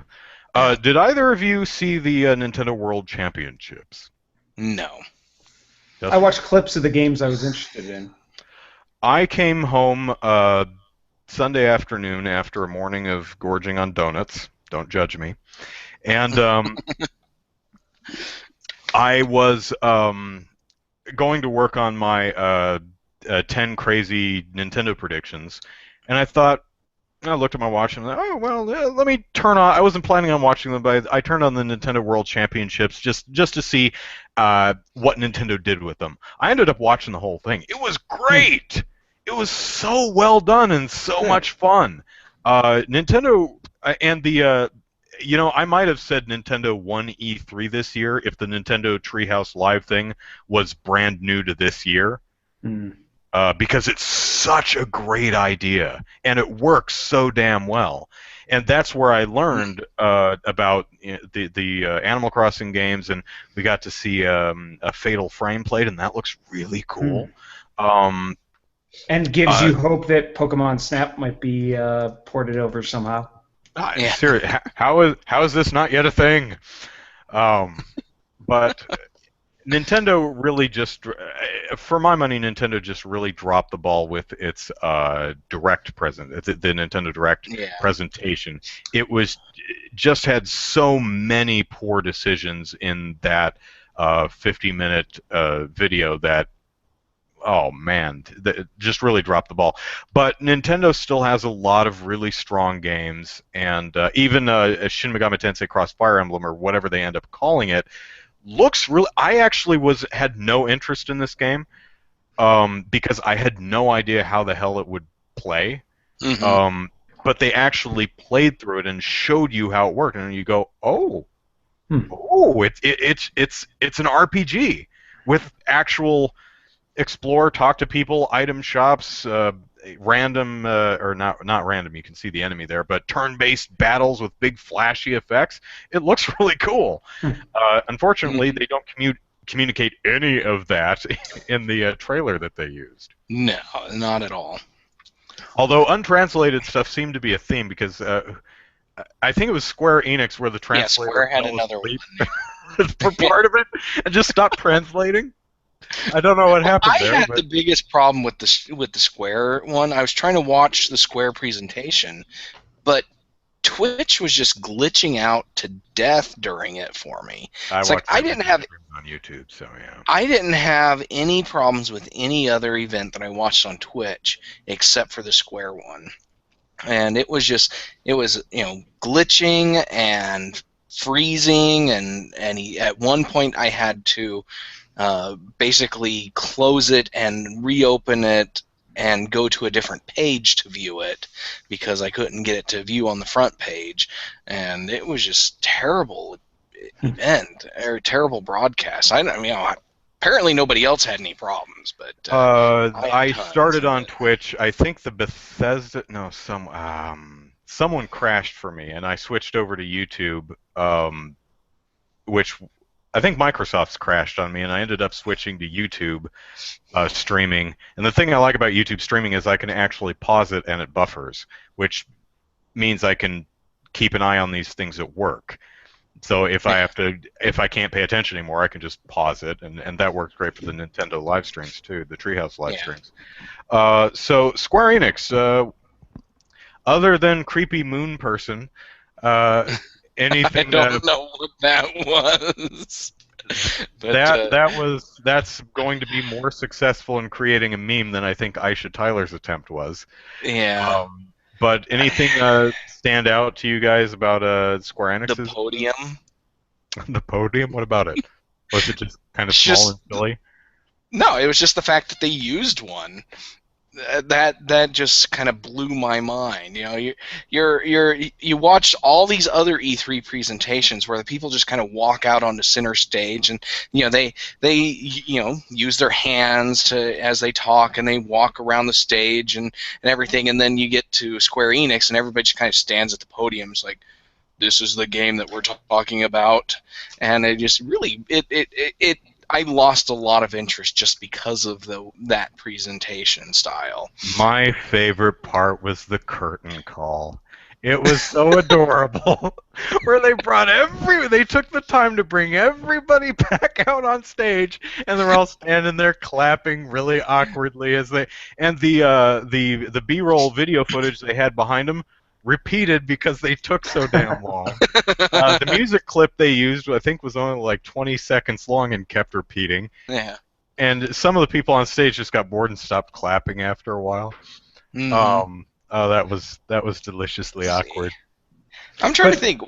Kingdom Hearts 3 looked pretty impressive, and I'm not by any stretch a Kingdom Hearts fan. I thought Nier 2 as an announcement was a big deal. I know a lot of people who really love that game, and it's been high on my to-play list for quite some time. Which one? Nier 2. Oh, yeah. Yeah, Nier New Project, or whatever they're calling it. Which I hear is not very near future. Oh, man. I just killed the podcast. Just Cause 3 wasn't that exciting for me. Unlimited C4. They gotta It have was one. such a dry. It was such a dry voiceover and everything on that trailer. Yeah, it wasn't a very good trailer, and but yeah, Kingdom Hearts 3 was really cool. I liked watching that. Um, trying to think, because the only other game that really caught my attention was well, Life is Strange. That one looked really good. Have you played Life is Strange? Huh. Oh, okay. No, it just I saw it on a recap. I Mm-hmm. didn't pay a whole lot of attention to the Square one as it was playing, but was it Lara Croft or the Tomb Raider? They Rise of the Tomb The mobile Raider. game, yeah. Yeah, they did Lara Croft Go, which actually I think looks really cool, and I'm like, okay, I'll try that on a mobile phone. But Rise of the Tomb Raider, was it this one or was it the console one? Where they showed the whole gameplay where they're climbing the mountain and all that That's the stuff. console one. That was the console one? Yeah, they showed that, and they showed that at the Microsoft conference, and then they showed an abbreviated portion of it at the Square Enix conference. Yeah. And See, the line that was attaching Laura and dude she's climbing with kept lengthening. Did you notice that? She swings across to this other part, and she keeps climbing up, and the line... I don't know if it's feeding out of the bottom of his backpack, but it looked like it was tied to him and tied to her, and it was a constant length, but then it just kept getting longer and longer. Also, Laura died in that clip. I don't care if you play... That fall killed her. Yeah. You do not survive that fall. Even when she John McClane flipped off the ice and swung down and smacked up against the side of the cliff, it's like, if she's not dead, she's got tons of broken bones and a massive concussion and the rest brain of the game hemorrhaging. Yeah, exactly. It was Majora's Mask all over again. But no. So with Final Fantasy VII and World of Final Fantasy and Rise of the Tomb Raider all being shown off at during console presentations, there just wasn't a lot left for me to really get excited about. Well, there's Deus Ex Mankind Divided and a Hitman game. Now I've never I tried playing Hitman 2, I think, but I couldn't figure out what the rules were. I would change into a bodyguard costume, and they all recognized that I wasn't one of the gang anyway. So I'm like, well, what's the point? Everyone figured I couldn't. I just couldn't figure out the game. But I admired the game series. I will say about the Hitman presentation this year, at least they didn't use stripper nuns. Nothing wrong with stripper nuns.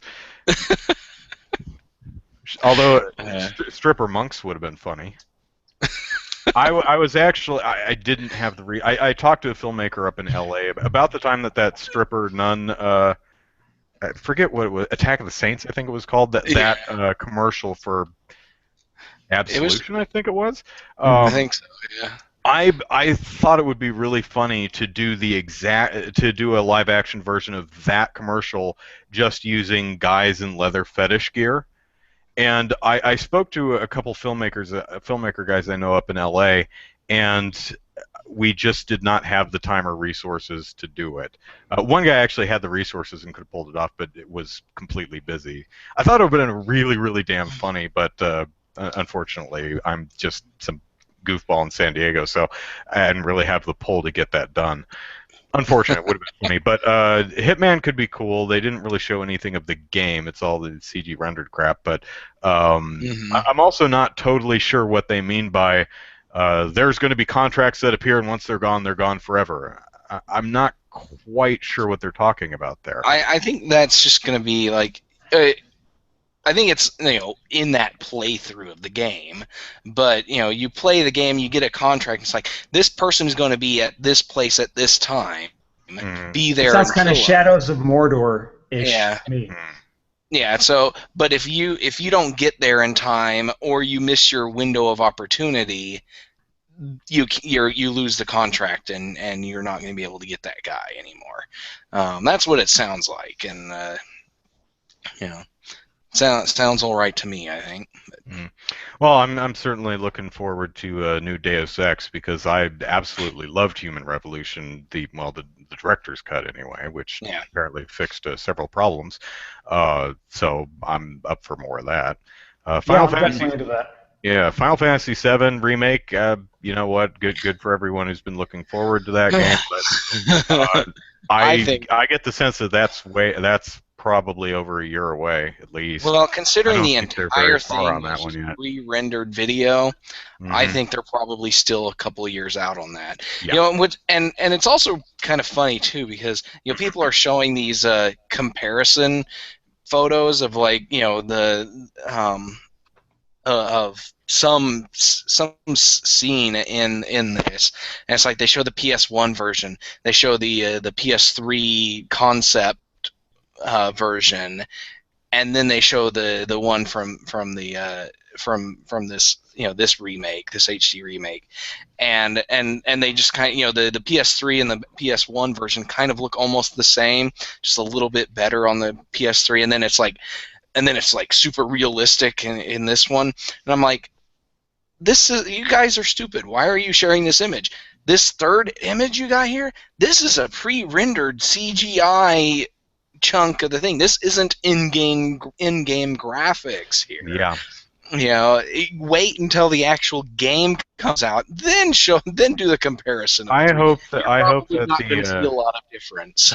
I hope that the remake is like the original game in that it uses pre-rendered cutscenes, and the in-game graphics are nothing like that. Yeah. Not even the same style. I hope that it's that huge, fully CG realistic style that we saw in the pre-rendered stuff. All the cutscenes are like that, but the in-game character models are like big, blocky Popeye arms and hair. Low poly characters. Yeah, exactly. that would be great. I think that would be awesome. I'd find it funny. I don't know if anyone else would or not. But. Yeah, but I'm not excited about it. I played Final Fantasy VII. It was a good game, but it's not one of my favorite Final Fantasy games. And I'm just like, of the 3 PS1 Final Fantasy games, I like 9 the best. It really, to be honest, it goes 9, 8, 7 for me. But 6 is my top favorite Final Fantasy game, and so it's just like, if they're going to remake a Final Fantasy game, remake 6. But then again, I'm like, 6 is still a classic. It looks great even today. Final Fantasy VII isn't the worst looking game on the PlayStation 1, but it's not a lot of it, especially the overworld graphics where the characters are walking around and stuff.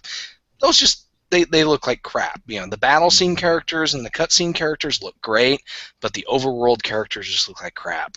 And so and so it just doesn't hold up as much for me.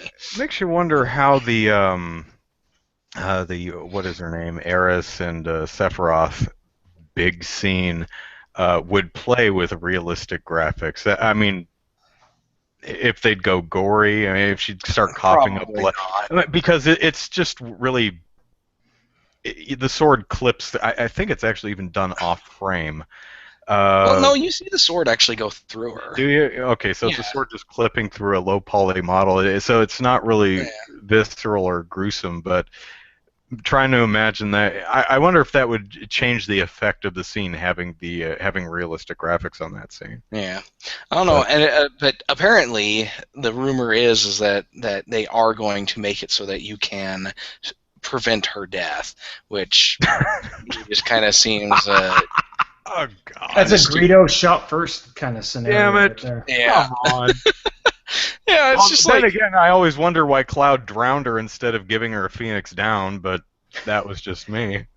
Yeah. Thus is the world of an RPG. Yeah, Final Fantasy VII to me is like Halo. It's good, but to me it was never anything better than good. Yeah. I even think they're better than average, better than okay. I think they're solidly good, both of them. They're products of good marketing and good timing, both of them. Yeah. Especially definitely, Halo. Yeah. But other than this, Kingdom Hearts 3. I'm a Kingdom Hearts fan. I still haven't finished Kingdom Hearts 2 though. I've done Kingdom Hearts 1, Rechain of Memories, and then I've got Kingdom Hearts 2 that I just haven't gotten around to actually playing more than 2 hours of. Hmm. I have that shrink wrapped on my PS2, and it's one of those games where I'm like, if I haven't played it by this point, maybe I shouldn't open it and just like sell it and then buy the HD re-release, basically. Yeah. But yeah, so Kingdom Hearts 3, definitely gonna look forward to that one. But yeah, I'm just not a big fan of the rest of these things. Dragon Quest Heroes. I've never played a Dynasty Warriors game, so I don't know if I'll actually get around to buying that one. See, Hyrule Warriors was my introduction to Dynasty Warriors, so and I loved it, even though I'd spent 7 weeks writing the damn guide. So and Dragon Quest is my favorite RPG series, so I'm like, oh yes, bring it to the PS3 because I don't have a PS4. Did they announce at all the Dragon Quest kind of Final Fantasy music rhythm game? I don't remember it being I think it's been announced, but I don't remember it at E3. I know they have a Dragon because they have Final Fantasy Theater Rhythm or something like that, and they have the same. They have a Dragon Quest one that was out in Japan when I think it was just about to come out like in late March. I don't think I didn't see it at E3 anywhere, but all I know is I want Rhythm Heaven. Bring that to me. Yeah. Oh yeah, for sure. Yeah. So what do you guys think of? But speaking of Final Fantasy, what do you think of this World of Final Fantasy game? I think it's adorable. Yeah. No idea how it plays, but I think it's adorable. I have a feeling this is going to be the Final Fantasy Mystic Quest of this generation. But the game looks neat and everything, but it just seems like it's going to be a very light RPG. It's going to be an introductory RPG for people, but I just can't. It just doesn't excite me in any way. It's kind of like, I guess it's kind of like Federation Force had they announced a Super Metroid remake at the same time. It's just like because they announced Final Fantasy VII and then World of Final Fantasy. It's like, okay, all they had to do was one thing that would have helped is say Samus is currently working on her new just throw us a bone, let us know we're working on what you are expecting. It's a ways off. We're working on it. In the meantime, explore the world of Metroid Prime with the Federation Force and battle them. People might have dug that. Yeah. Instead, this came off as a replacement, which I think is what people were upset about. Pardon. All right. What about Bethesda? Everyone seemed to really be anticipating this. Great. Yes, Bethesda was my top win for third-party publishers. I think Bethesda to me it's like it's Microsoft, Sony, then Bethesda, and then everybody else. Now your high esteem for Bethesda is that almost entirely riding the coattails of Fallout 4, or is that really no? It's a whole thing. Like Fallout 4, they had a really good presentation for that. Fallout Shelter was awesome, and I'm excited about that. And then they showed Dishonored 2. I haven't played the first Dishonored game, but the fact that they did this game and the game looks great, and they advertised the game with the playable female character, as in the demo. And it's like that was a kind of a rare thing, to have a playable male and female character in the game and then advertise it with the female character. It's like that wasn't done in anything else. Like all the other female character playable characters that were shown at E3 were because those were the sole player character. That was a cool reveal too, that you didn't see that it was a female until she got to the guy she was going to kill. Yeah, exactly. It's kind of like a Samus moment there. That was great. You can totally tell in the silhouette, but still, yes, still well done. Yeah, and then Although I'll get to it. Go ahead. okay. And then Battle Cry. Battle Cry just looks like a really fun game, and you know, I think I could enjoy playing that one. Refresh my memory. What's Battle Cry? That was kind of the Team Fortress 2 style game that they're doing with samurai and other characters. I forget what all's in there. But, I think I know what you're talking about. Yeah. But yeah, that looks like a really good game, and I think it looked really good and everything. But you know, other than that, you know, Doom and the Elder Scrolls stuff, I didn't really care about. But their Fallout, Dishonored 2, and Battle Cry just were really awesome presentations to me. So. What I was going to say about Dishonored, the female character in Dishonored, is I noticed somewhat of a small trend in that the female characters who were counterparts of a male character, in Dishonored, you had that weird mask thing. Mm-hmm. So I kind of expected the female character to have a weird mask thing, and she might in the game. Same thing with the Assassin's Creed trailer, jumping over to Ubisoft, who congratulations, Ubisoft, you figured out how to animate women in the last year. Nicely done. Yeah, I know that ain't easy. What I found interesting was the woman they had in that game had her little hoodie off for most of the thing, and none of the Assassin's Creed characters ever have that hoodie off. So you have the woman in Dishonored who doesn't have the mask thing. You have the woman in Assassin's Creed who doesn't have the hoodie thing. It seems to me there was another one, but I don't remember. And I wonder if... I think those are the two big ones. Those are certainly the two big ones. And I was wondering if it was kind of like a Spider-Man thing where he's constantly taking his damn masks off because Sony thinks that we need to see Tobey Maguire. Like, we don't believe it's him. We came to see Tobey Maguire, not Spider-Man. Like, we wouldn't believe it was a woman if women's must have their faces out. I wonder if it's that or if it was just, look, we actually do have women in our game. It's neat, right? Without actually making it a bullet point on their list of features. It includes women. It's just one of those I like things. That. I'm gonna have to include a bullet point on all my games like that. Includes women characters. Makes the back of the box. Yeah. Yep. Multiplayer online voice chat includes women. Yeah. Yeah, that is an interesting thing. You know, I didn't play the first Dishonored game, so I didn't really get that connection, you know, that you did there. But when it came to the Assassin's Creed demo for Ubisoft, and she wasn't wearing the hood, I was like, that's kind of strange. I actually took note of that because I've only ever seen the assassins in those games wearing the hood, and you know, so yeah, that was an interesting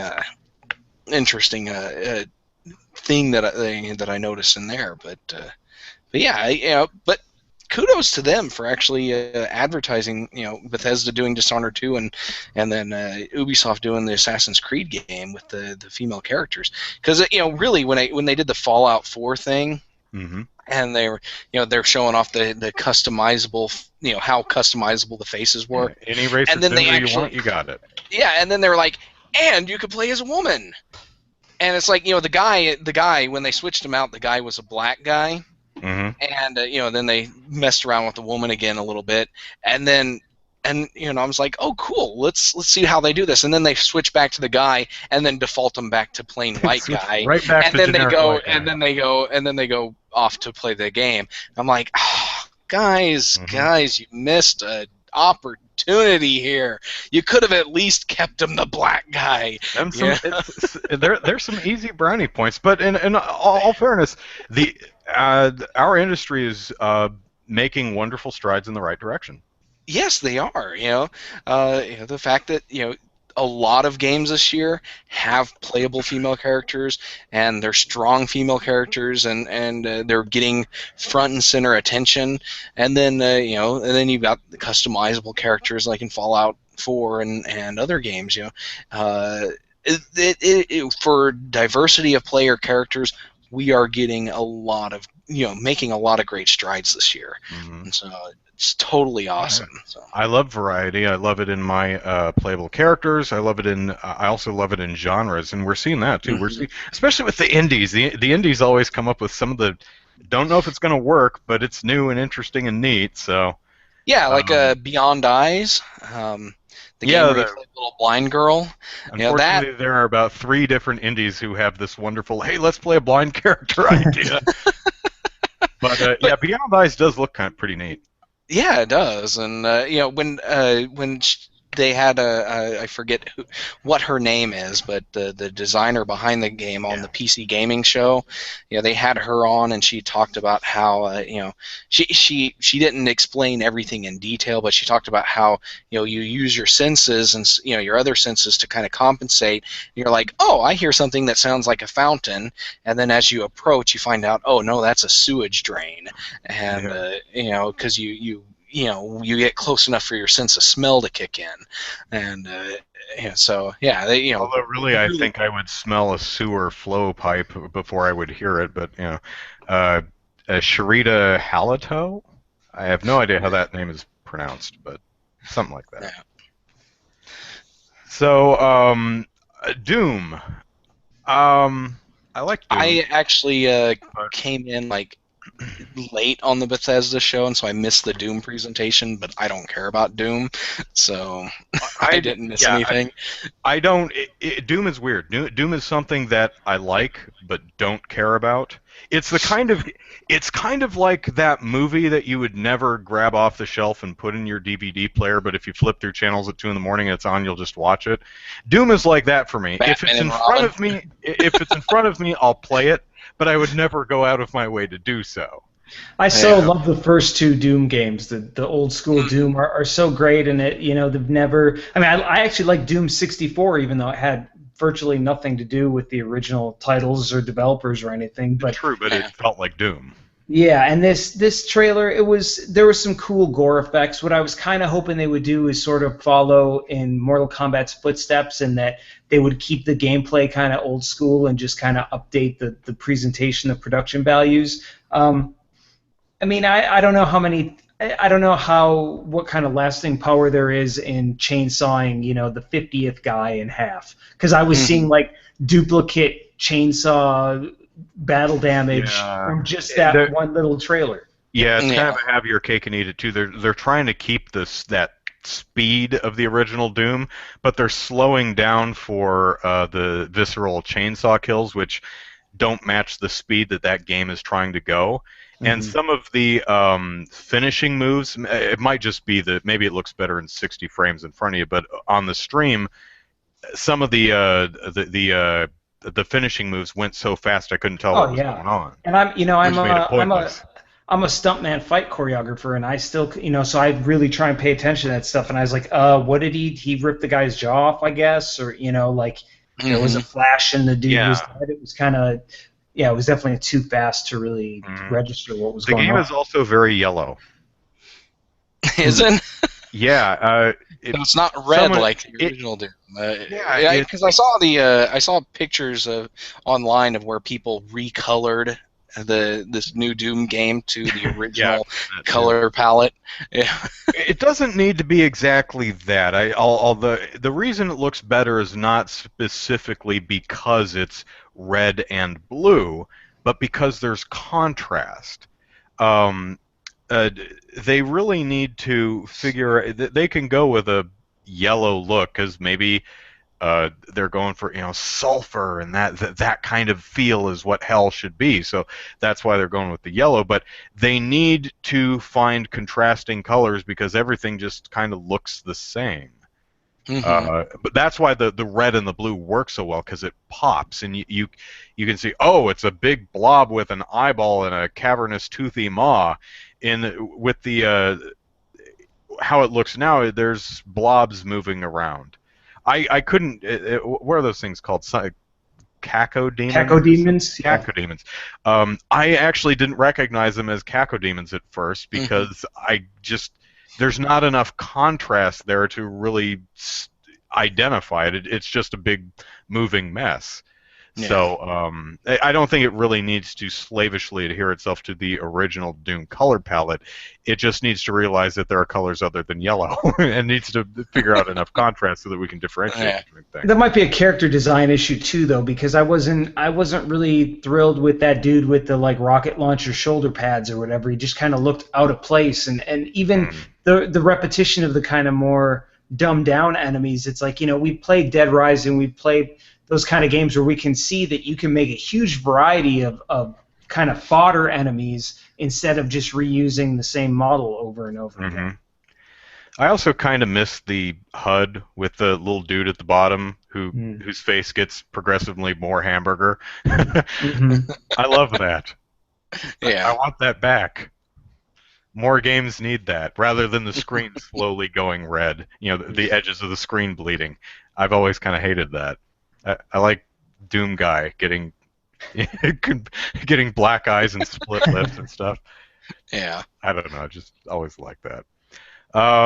So yeah, Doom could be cool. And I like the fact that they showed what looks like it's definitely scripted, but it looks like gameplay, and I always admire that. Didn't see any gameplay of Dishonored 2, but oh well. We can it's Dishonored 2, we've played the first one. We can kind of infer how a lot of the things they showed off in the pre-rendered footage would work in-game. It's interesting, it seemed to take a little bit from the darkness. It gave me a little bit of a darkness feeling. Now that you mention it, yeah. Especially with the reachy tendril things. Yeah, it's a lot different from Corvo, the main character of the first Dishonored, who kind of had more steampunky sort of power-ups to go with that world. This girl seems to be kind of more supernatural, I suppose. Yeah. Well, that's great because that differentiates her from Corvo, which is something that I heard really differentiates the female protagonist of Assassin's Creed, in that she is incredibly vicious as compared to the other protagonists, and I like that because it gives you a real good reason to play both characters because they're just so different. So, yeah.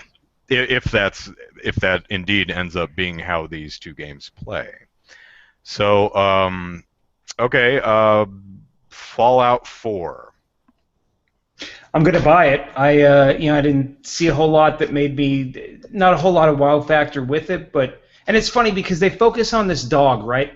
And I played 100+ hours of Fallout 3, and I think I had that dog for all of 10 seconds. So I never latched on to the whole, man's best friend dynamic, which is in the dog so doesn't die in games. this one apparently. So right. The dog can't die. You drop a nuclear bomb on it, and he's just like,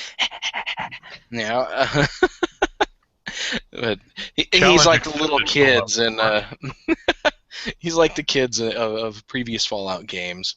But yeah, I don't know. The last time I played a game that had a dog in it that I actually enjoyed was Secret of Evermore on the Super Nintendo.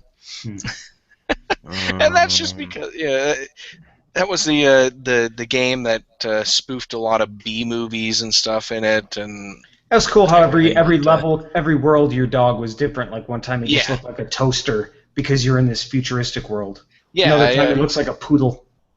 Yeah, you're in France and he looks like a poodle. You're in the caveman era and he looks like a big wolf thing, and and then there was in the future he looked like Canine from Doctor Who, but a toaster for a body. And then I think there was like one other design for him, because I think there was one other world or two other worlds or something. I'm pretty sure that was the first and only SquareSoft game developed in their American studio.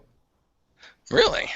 Yeah. Was that in Hawaii, I believe? They don't opened remember. up a studio there, and then they used it, I think, for that, and then the CG movie.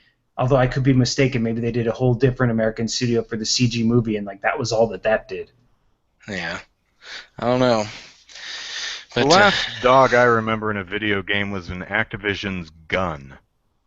Which Gun? I'm sad didn't get any sequels, but we do have Red Dead Redemption, so that's good. Yeah, Neversoft did Gun. Yeah, it was great. I really, really liked it. Yeah.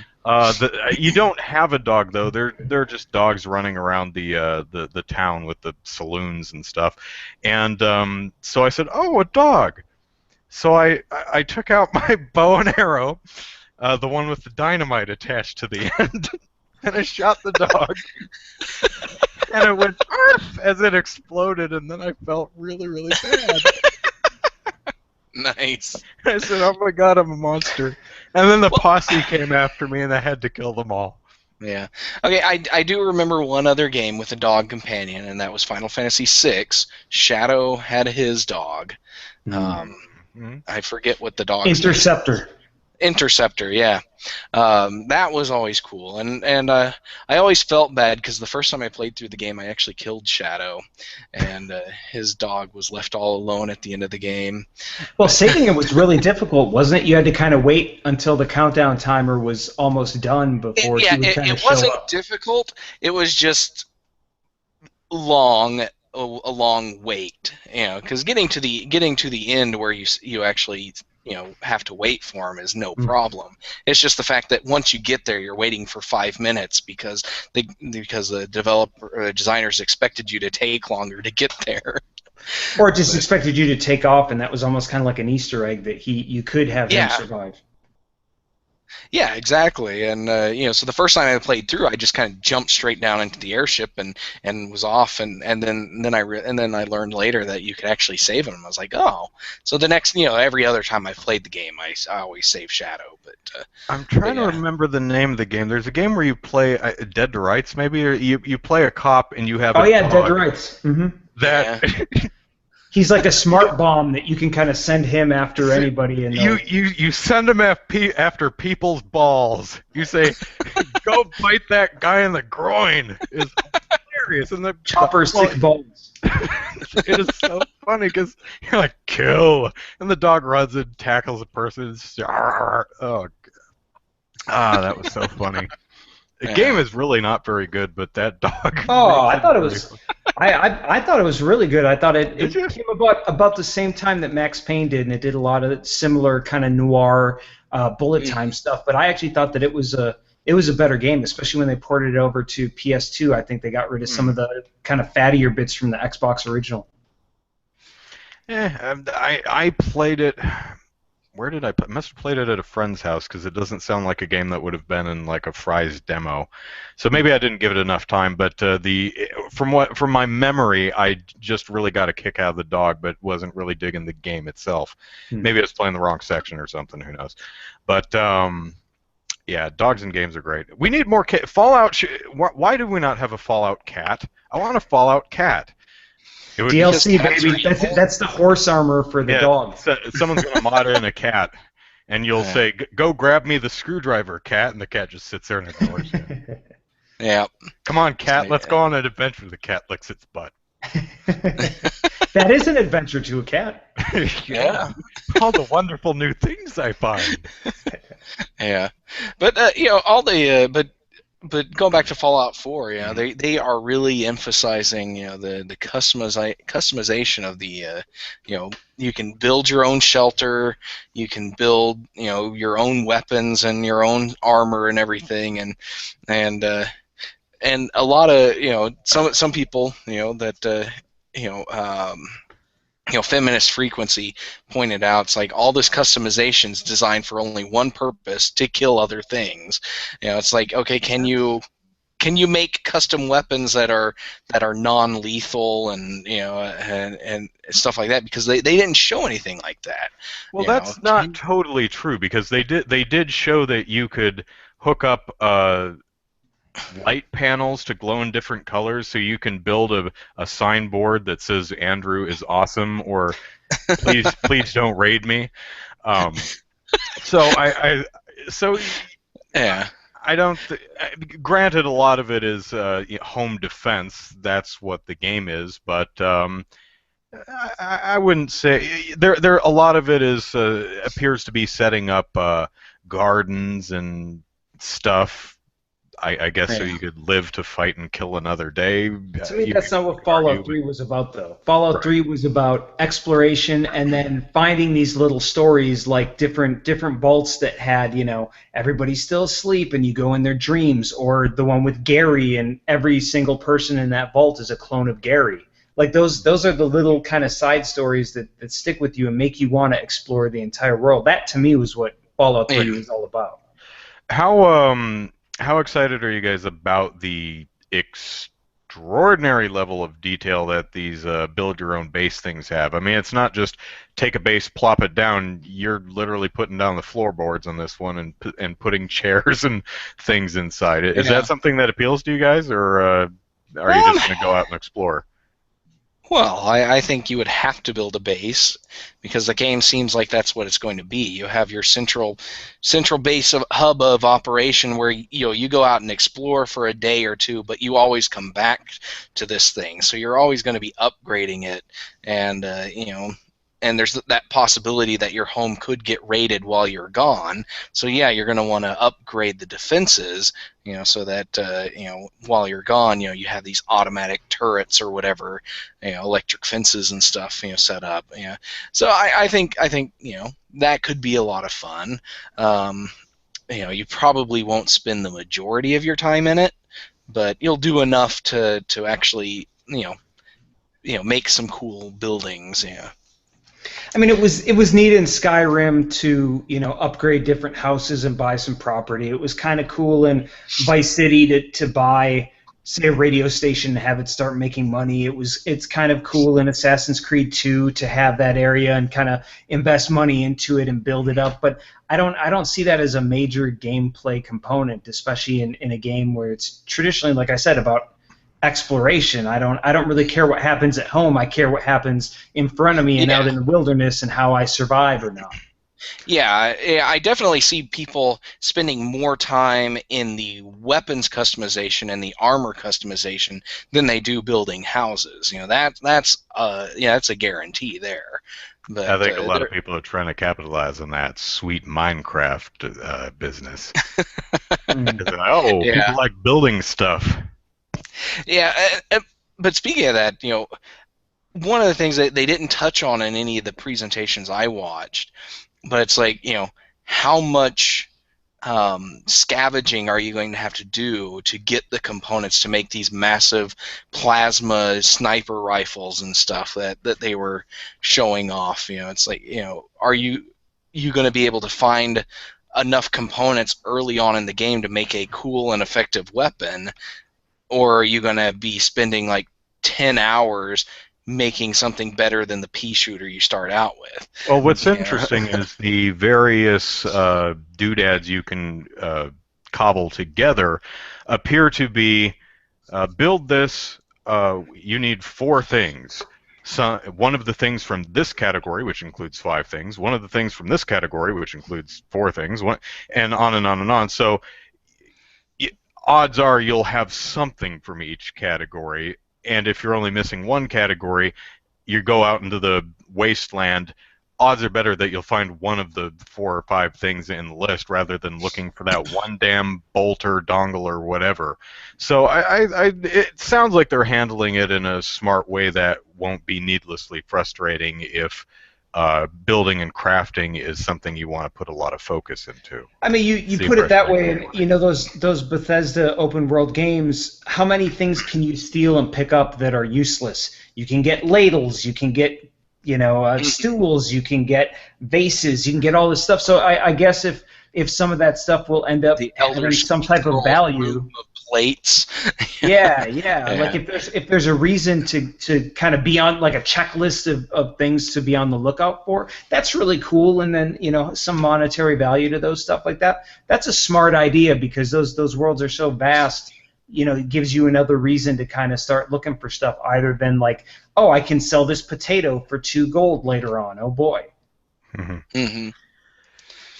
So I think that's everything from Bethesda's show. Let's go back to Sony because Matthew brings up a game that we skipped over, and that is No Man's Sky.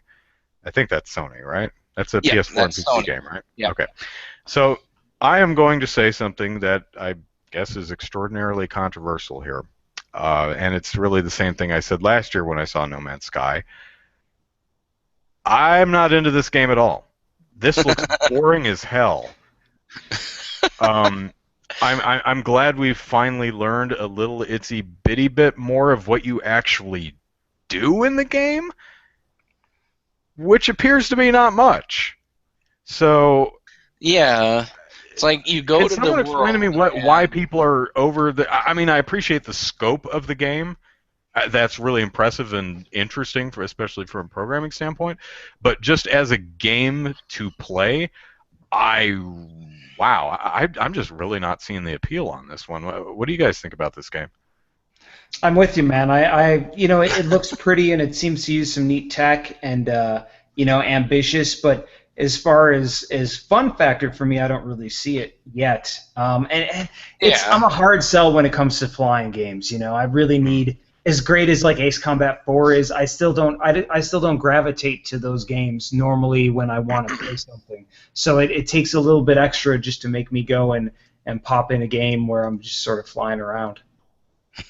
Yeah, Matthew says it's Minecraft in space. I don't get that at all from the trailer. You don't appear to actually build anything in the game, unless I totally missed something. Yeah, it didn't show any building, but it did show, that you mine the worlds you're on, because it showed it showed the guy. It's like, and the world's fully destructible, and he's shooting this little rock pillar, and like little glowing purple things flew back towards the gun, and so it looked like you're harvesting resources of some kind. Okay. All right. But that's really all they showed, and then they showed the you find that beacon, and then these sentries show up and try to kill you because they don't want you hanging out on these worlds for some unknown reason. Yeah. So I guess you can run or shoot them. But it looks like you hop from planet to planet and catalog fish and trees and rocks and other wildlife, and then you find that. Yeah. Then you don't even get to name them. It's just you have found the rainbow trout. Or I'm like, okay, which is fine because otherwise you have found a fish. Name it, penis fish. Now I can upload that to the Global Hitchhiker's Guide to the Galaxy, and everyone who comes to this planet will now meet the penis fish. Which for some reason exists on every planet somehow. Yeah. Who knew that would happen? I think what this game needs, if the creators are particularly sadistic, is to track the completion percentage. Yep. You're not done yet. You got to 100% this game, buddy. There's 10,000 worlds for you to explore. You got to go and catalog all 500 species of animal on them, on each of them. Yeah, there you go. Percent that, or 100% that. Oh man. Well, they describe it as an ever expanding universe. I doubt it's going to be ever expanding, but see, I tend to be initially biased, I suppose, against procedurally generated games. They lack the craft of a specifically designed world or level. I just typically don't dig procedurally generated games. I find stuff which is part of the reason why I think part of the reason why I don't really care for Binding of Isaac or SteamWorld Dig, because their level layouts are just kind of generic to me.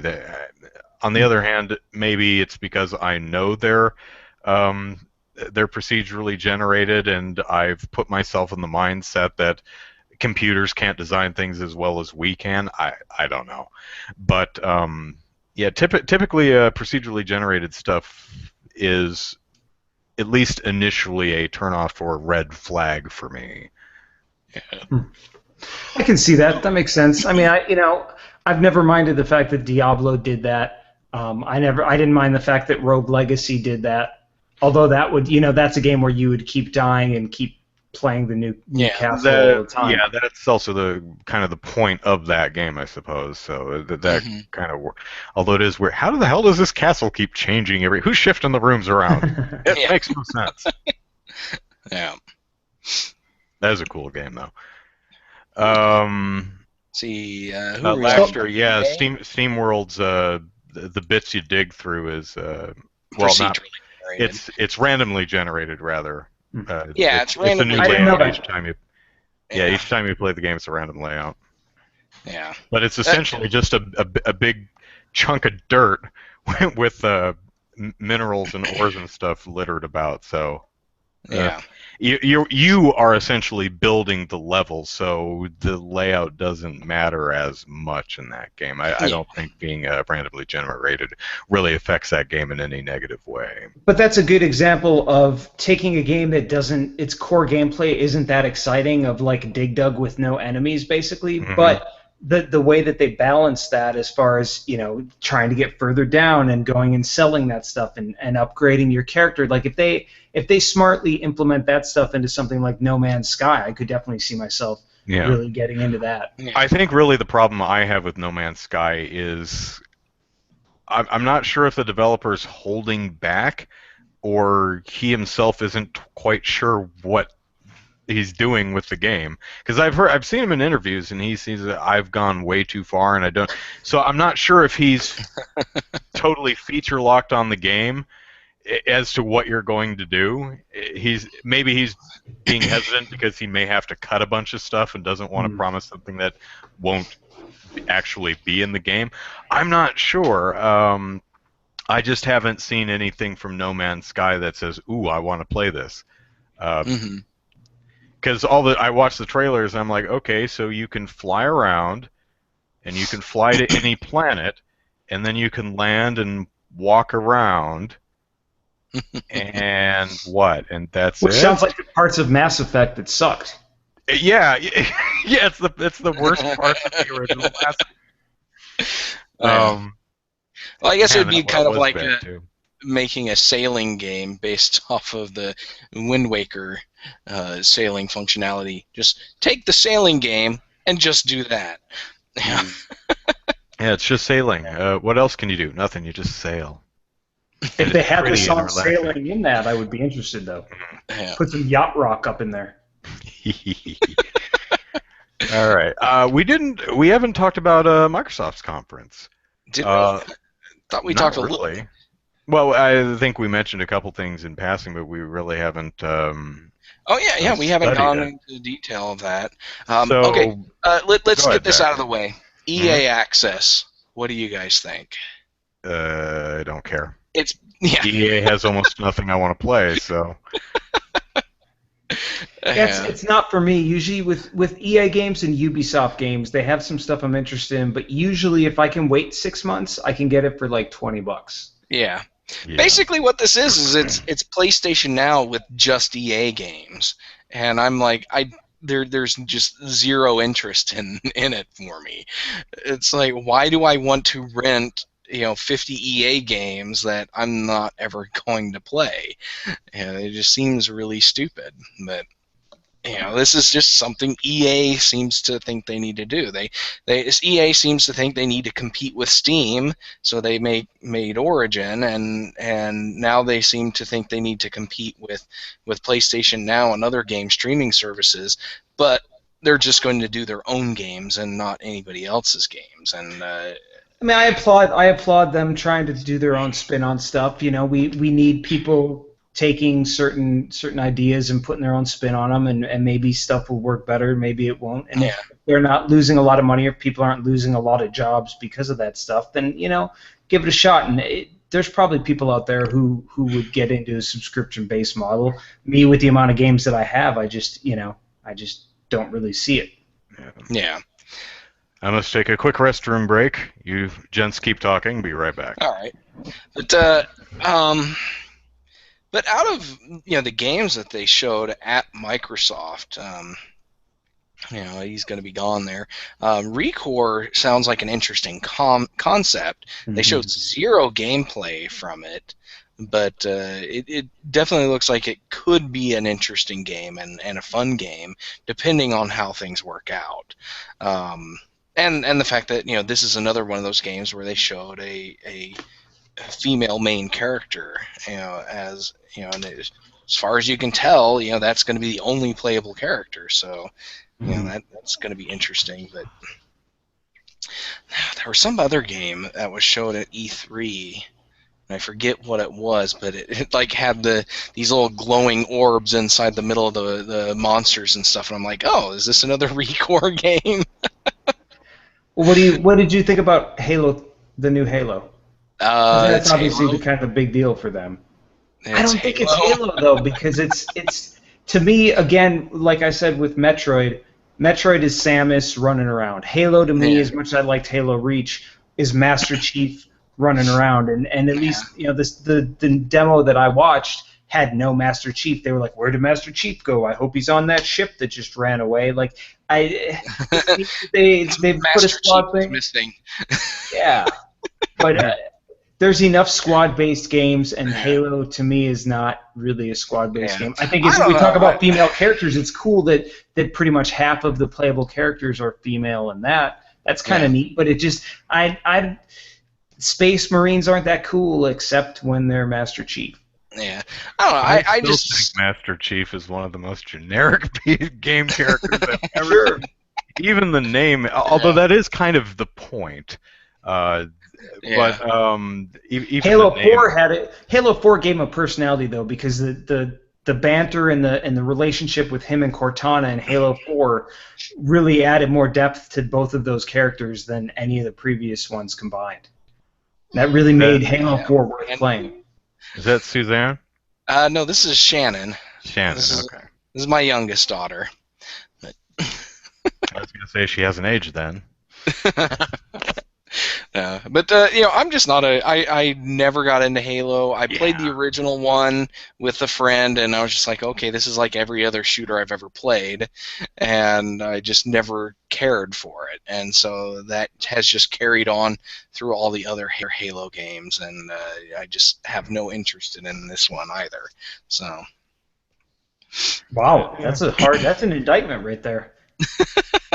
To me, Uh, Halo's really been the only series that I've ever gone online and played more of than I played single player, just because of yeah, what a perfect suite Bungie made as far as stats and matchmaking and balance, and they do such good work. And of course, it's not Bungie anymore; it's 343. But three. yeah, they have No, a that's lot of the same guys. yeah. No, that's true. Halo really does shine in multiplayer, but I'm a single player guy, and yeah. I've always found it just above average, but really nothing more than that. But a better campaign, let's say, than a lot of the Call of Duty Oh, games. absolutely. Yeah. Well, I'm sure. Yeah, it's just I'm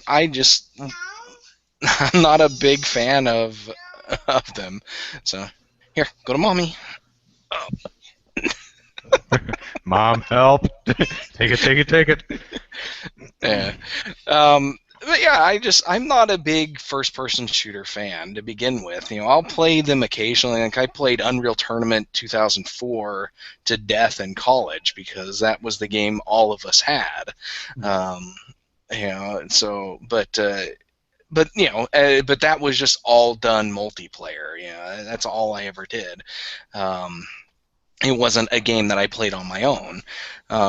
So yeah, I just can't get excited about Halo 5. Yeah. There's one multiplayer game I saw that really impressed me, and it impressed me last year, and I keep waiting for it to be a disappointment, and that's The Division, which is that Ubisoft game.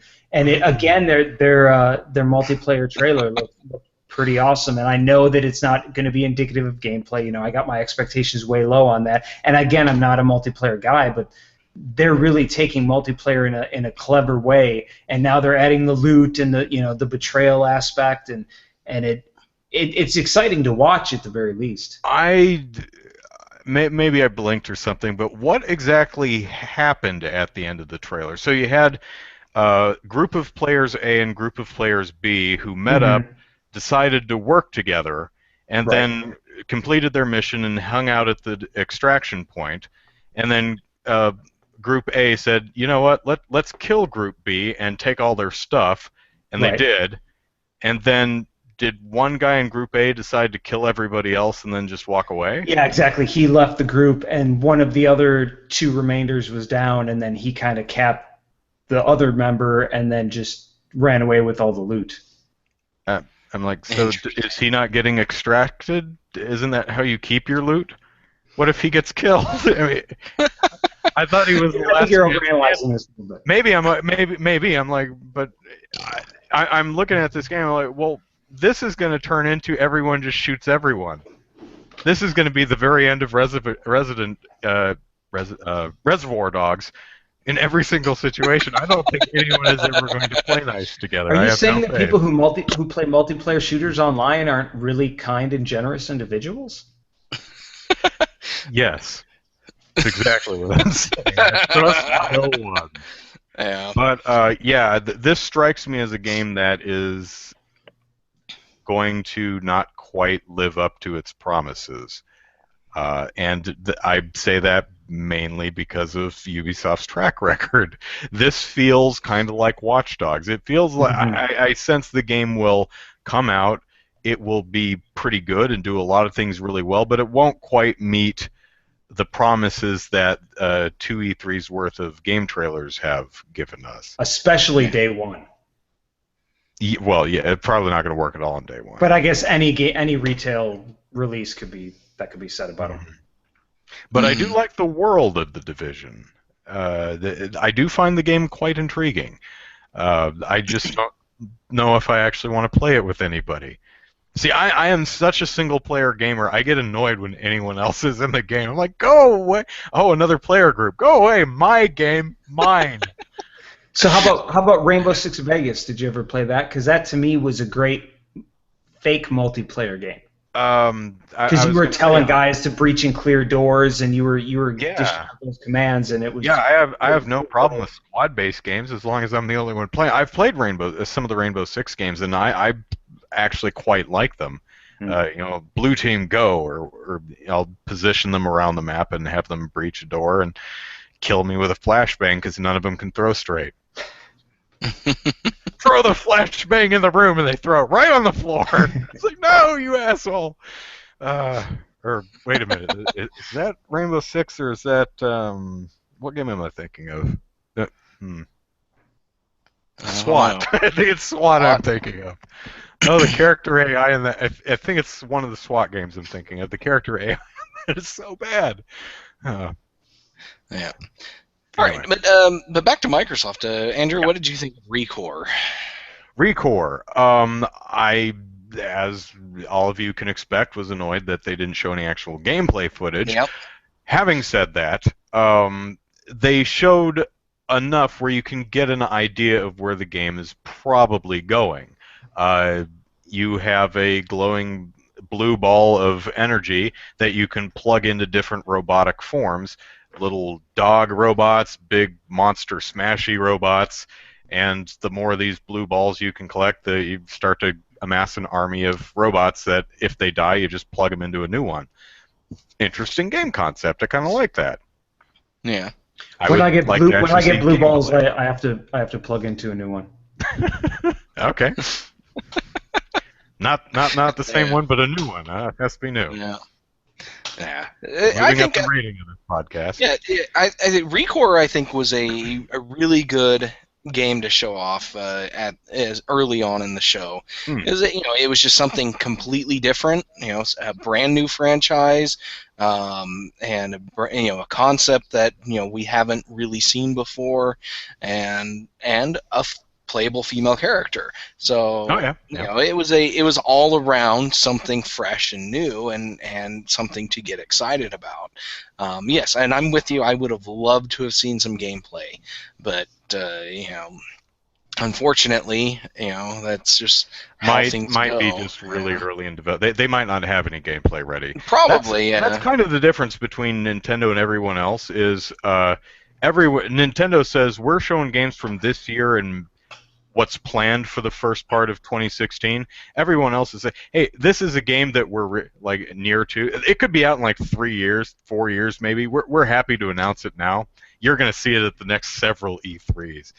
So in some ways, it's kind of frustrating that Nintendo won't let you in on their long-term plans, but in other ways, it's frustrating when they do let you in on long-term plans and you have to wait years and years and years and years for a Zelda game. Oh, speaking of which, we didn't talk Last Guardian when we were talking Sony. I think the little kid's constant cries of Baobab or whatever the hell he yells is like a rusty rebar being jammed into my ear. Did you play Eco all the way through? I did not. I would like to, though. But I've seen footage, and Yorda, it looks like I'm going to want to hit her in the head with a shovel. Well, no, it's Eco. It's Eco who does the majority of yelling, though. Oh well, I meant because she's completely helpless. Oh yeah, especially on ladders. You have to. It's like climb the ladder. Do I have to grab you by the hand and literally drag you up a ladder? Come on. That's what I loved about Farah in Sands of Time. She was totally fine by herself. She couldn't wall run like you could, but she could climb a ladder. Yeah. That's why Last of Us and BioShock Infinite, one of the main reasons why those two were so great and why 2013 was such an amazing year of gaming, because they were NPC allies that you did not have to worry about. Yeah, escort. A lot of people talk about escort missions when you have to escort another character through an area. That used to be the bane of every gamer's existence. But RE4, really, that was one of the worst parts about that game. Really, I had never had a problem with the Ashleys. When you had to snipe dudes while she was kind of running around, I stopped playing at that point. I don't know. I never had a problem with her. She stayed with me. She never got lost or hung up on anything. If I had to turn around real quick and aim, she ducked. She always cleared my line of sight. She always stayed with me. If I told her to stay put, she stayed put. And then I cleared out the rest of the level and I went, and she got out and she path found all the way to me. I was like, what did you play it on? The GameCube. Okay. Yeah, so did I. So I must. Maybe she was just really nice to me because everyone hates Ashley. And I was like, really? I was like, finally a sidekick who's not a pain in the ass, who I don't want to shoot. So yeah. He's talking about you, Zachary. Yeah, that's what I figured. But yeah. But interestingly, the Last Guardian, though, I think I don't know. To be honest, I never even heard of it until this year. Where have you been? I guess I've been on Mars or something. But yeah, I maybe I heard it in passing, but it was just it never crossed my radar as something I need to look at. But seeing the gameplay and the trailer that they had, I was just kind of awed at how they made a lemur griffin as the sidekick character in that. So that was kind of interesting. But that bird thing, yeah. Yeah, it just looks like a lemur with the griffin parts instead of lion. Instead of a lion, it's a lemur. I don't think. Now this is really nitpicking a game that's in development, but they haven't finished. They've not ironed out the transitions between the boys' animations, because that is really sloppy still. Yeah. The game was really sloppy. Yeah, it was very. Very graphically unpolished. Yeah, so. But in development, so I cut that some slack. But I'm also not quite sure how I guess it's maybe a combination of Ico and Prince of Persia, where the point is just navigate from point A to point B. You don't have a gun, you don't have a sword, and to me we need more video games like that. And the way that Team Eco crafts games that are artistic, that look different, that play different, that sound different, that just bring a different aesthetic to this industry, which has become so samey, military, samurai-y. That's always a breath of fresh air from that team. I didn't love Eco at first. I went back and played it on PS3 in the last year. I didn't love Shadow of the Colossus at first, but those are games that kind of we as an industry need to have as viable options, as things to point to people and say, well, look at how neat that game looks. Like it's a more artistic looking game. Yeah, I definitely think I'm right there with you. We need to have more games like that. When you see something like Bethesda's, the first half of Bethesda's presentation, which is blood and gore, you kind of get burnt out on this stuff, and it's nice to see changes from that status quo. Alternatives. Yeah, Because there's alternative. nothing wrong with blood and gore games, but Yeah. that can't be the vast majority of everything we see. Yeah, Did you but see- rolling this back God. to the Microsoft thing presentation, and EA, I guess. But this is the problem I have with Plants vs Zombies Garden Warfare. They took a great tower defense game, of plants protecting a house from a wave of zombies, and turned it into a shooter game, a tactical shooter, whatever you call it. And it's just, to me, that's just like, it's the epitome of that comic. A game designer thinks of the greatest game design in the world, and then the next panel is, and he adds guns to it. Well, that's At EA buying least it has PopCap, personality. basically. EA bought PopCap, so you knew that there Yeah. were going to be those kind of concessions and those kind of games were going to be made. Yeah, but still, that's just It does retain a lot of personality, though. Yeah, I guess there is personality to it, but it's just. Although I have no idea what the hell anyone was thinking, bringing out the zombie mascot character on stage and then shooing him off. That was more awkward than Moonface guy at the Square Enix conference. Yeah. I don't know. That's crazy. I always advise, because they come to me for advice. I advise anyone who does a press conference to sit in the audience during rehearsal, watch the press conference, and if at any point you go, ugh, stop it! Don't do that. Cut that out of the show. If you cringe, that's not a good idea. So. Yeah. I forget whose conference it was, but I was just reminded that I think it's an update to Trials Fusion or something that has a machine gun toting kitten riding the back of a flame spitting unicorn or something like that. Yeah. I think Ubisoft maybe. I think it was Ubisoft because yes, machine gun cat on the back of a flame spitting unicorn. That's something we all need in our lives, I think. Definitely. Anyway, Microsoft. So, Recore, Halo. What else did they have? Well, they showed Rise of Tomb Raider. Yeah. Gears of War 4, which looks like they're going in a bit, or at least the section they showed was kind of a horror section. There's a beastie thing stalking us. Ooh. Yeah, and, great. There's a storm over here. Oh no, it's just, let's get in the building, even though it just collapsed a very large stone structure. I'm sure the building is completely going to be fine. I don't know if I want to go in a building after the things I saw that storm smash, but what do you do? That looks dark, as in hard to see dark, but I don't know. You guys fans of the Gears games? Again, I played that's a another couple. one. I mean, the cover shooting mechanic is neat. I never really got into it though. Yeah, I played part of the first one, and the first one was really the one that, if not pioneered, probably popularized the cover-based shooter. So it was pretty novel at the time, I think, and it was totally fun chainsaw dudes with your chainsaw, with your weird impractical chainsaw gun. And the story, what little I saw of it, was so ridiculous and overwrought that I thought it was hilarious. I'm not sure if it was intended to be or not, but Ninjas have kidnapped the president. Are you a bad enough dude to... Exactly. So, Gears 4, okay. Okay. What else? Gigantic looks really, really interesting. I've never played a MOBA before. Yeah, I've never played a MOBA before, but this is probably a game that would get me to try it, just because it looks different, looks interesting. But other than that, I don't know much about it.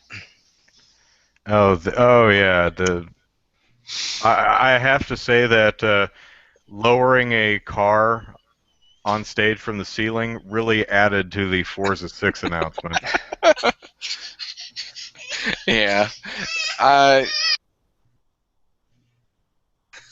Yeah, I don't get the whole car thing, bringing a car on stage. It's It's just blocking some of the audience from their ability to watch the screen. What are you doing? What more can you know. do with car games, though, especially car sims, to really get people excited? Racing games bore the hell out of me. I don't even like Mario Kart, so I've never really understood the appeal of them. I suppose if you're really just into cars, stuff like Forza and Gran Turismo is just, oh man, I can like look at a car and look at it how shiny it is and change the spoilers and decals and change different tires. I don't know. Not for me, but I'm just wondering how much Microsoft spent on hoisting on the car, the insurance for the car, the insurance for the people anywhere near where that car was hanging from the ceiling. I'm like, they probably spent $300,000 at least on that stunt? And I'm like, did you get your money's worth? Did you? You could have funded an indie game with that. Speaking of indie game, Cuphead looks amazing. Yes, it does. I so want to play Cuphead. It's that little platformer shooter that has the aesthetic of a 20s cartoon. Yeah, they showed really, really cool. Yeah, and they had Cuphead in their indie reel last year. Yeah, and so I was really excited about it last year, and I'm just sad that it's not out yet. Because I really want to play this thing, because it just looks awesome. Let's see, what else? Fable Legends. That's another game they showed last year that they're showing off again this year. Still don't care. But I guess it. I don't know. I've heard rumors that they've been holding back on parts of the game, but I don't know. Yeah. It sounds kind of like the multiplayer mode in Zombie U, where that was only 2 players, but you have a master who puts kind of a dungeon master who puts all the monsters on the map, and then the players who run their characters around and smack the monsters in the face. Actually, I think one of the Left 4 Dead Left 4 Dead 2 had a mode similar to that. I think was it Left 4 Dead. I don't remember. But yeah, that. I don't know. That game's not really calling to me. Let's see. We had they announced early access for they're going to start early access games on the Xbox One. What do you guys think of them dipping their toes there?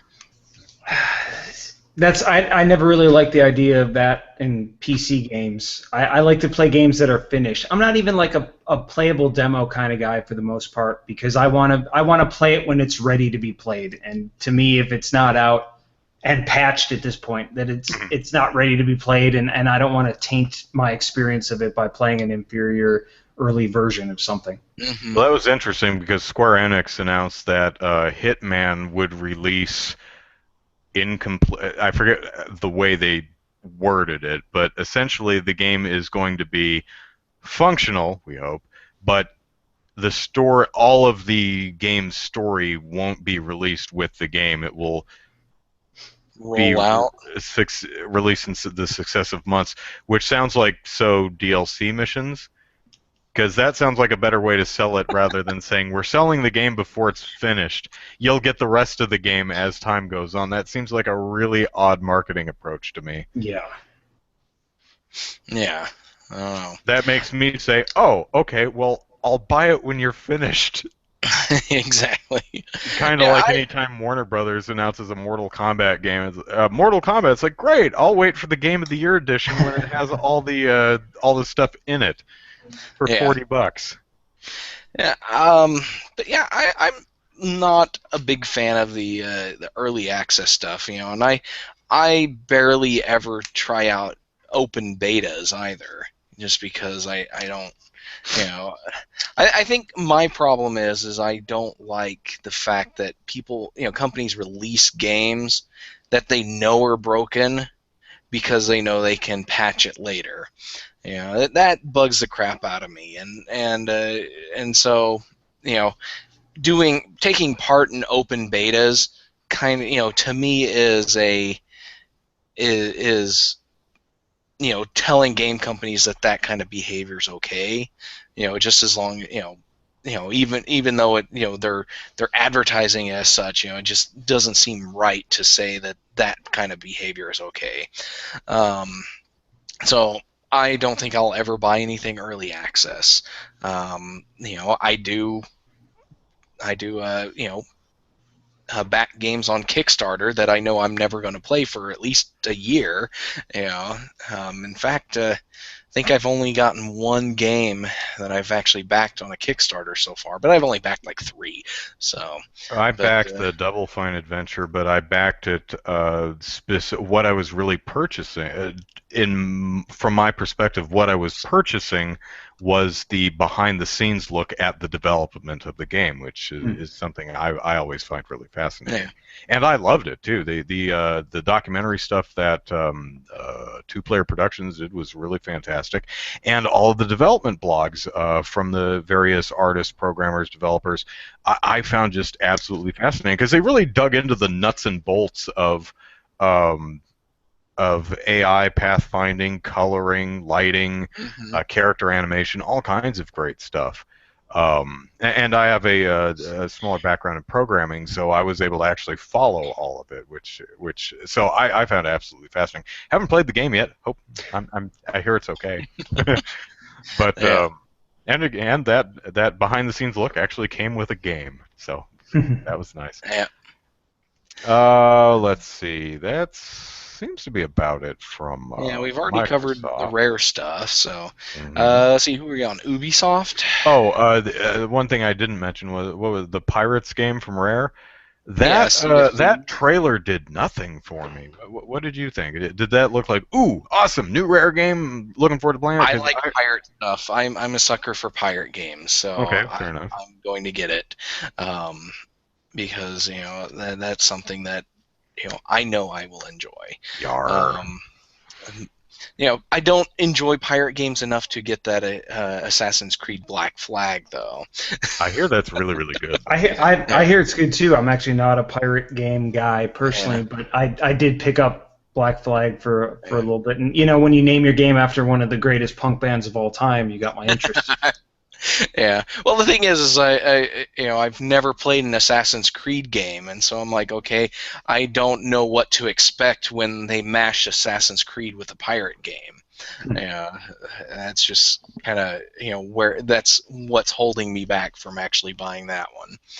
But yeah, I just the trailer just didn't grab me. So, but also Rare is an incredibly is not the same people it was back in the Nintendo days. So yeah, it's not the same company at all. No, but they do still have some creative talent there.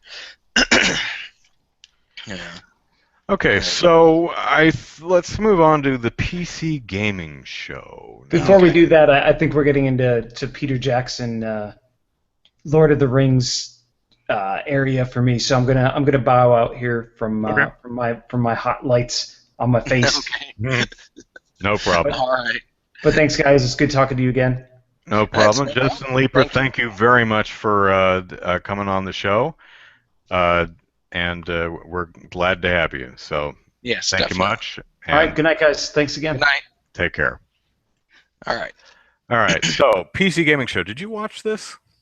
I watched most of it. Yes. Okay. Yeah, I did too, and I was dreading it because I heard it was 3 hours long, and I'm really not a PC gamer as much as I love games.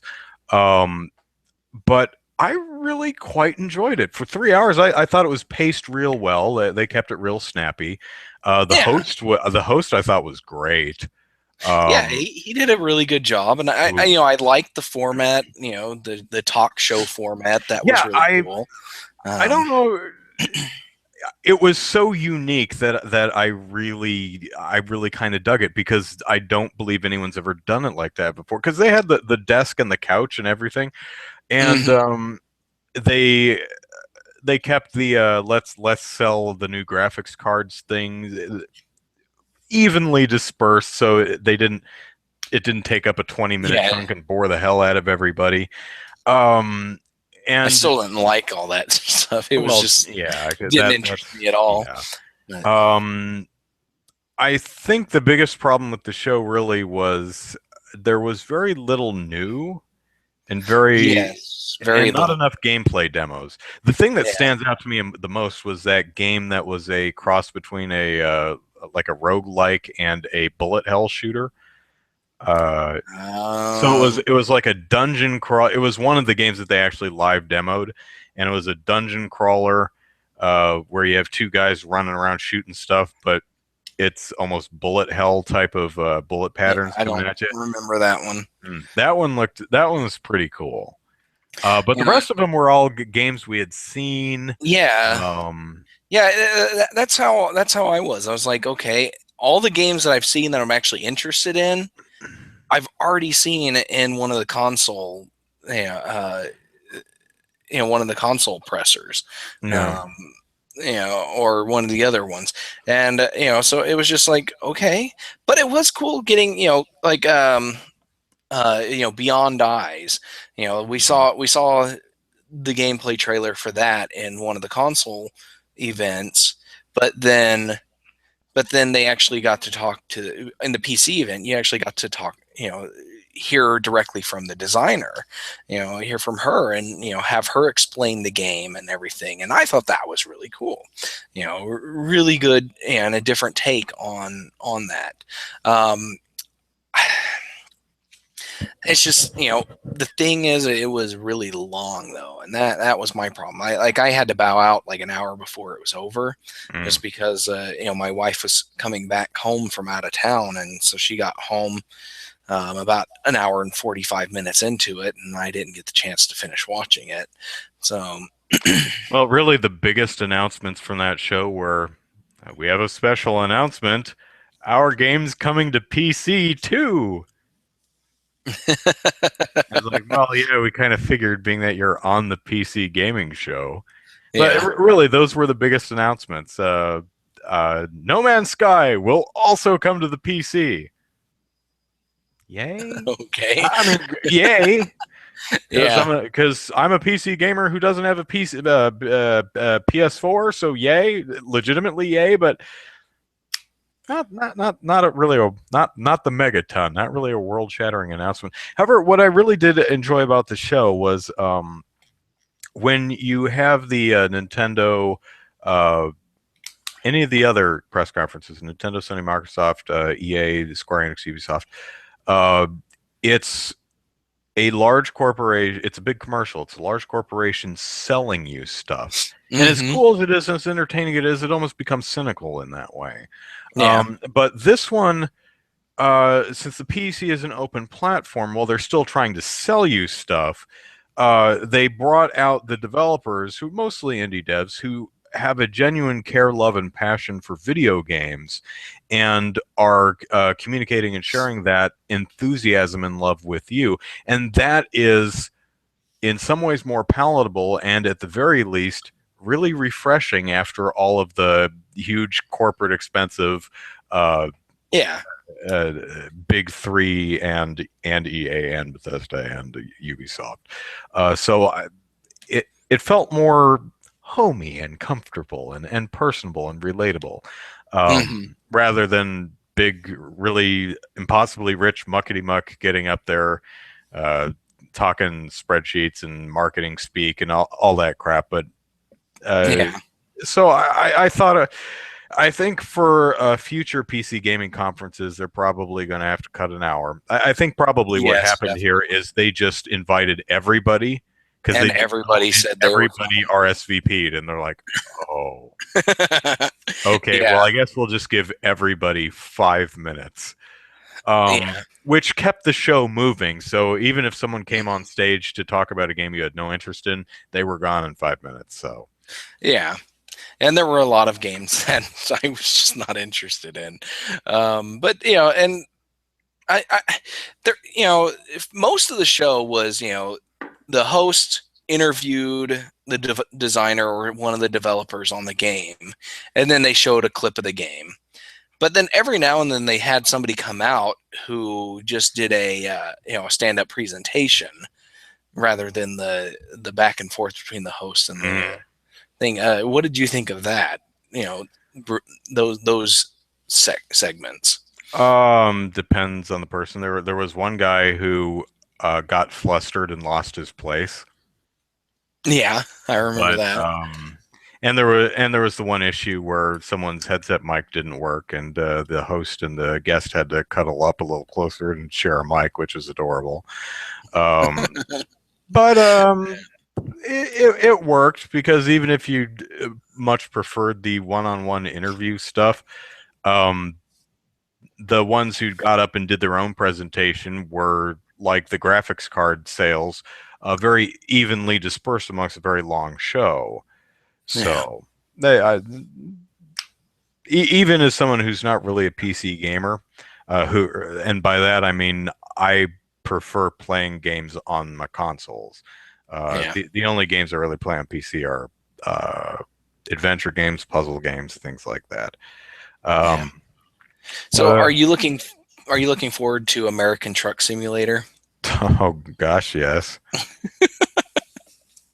I mean, them Europeans, they have to know something we don't, right? Because European Truck Simulator is amazingly popular. Yeah, it is. And Japan has that one Train Simulator series, which sounds even more boring. I mean, because isn't it just like go and don't go, and those you can't deviate from the track. I mean, maybe you can deliberately crash the train and take a corner too fast, but don't know. Yeah, I don't know.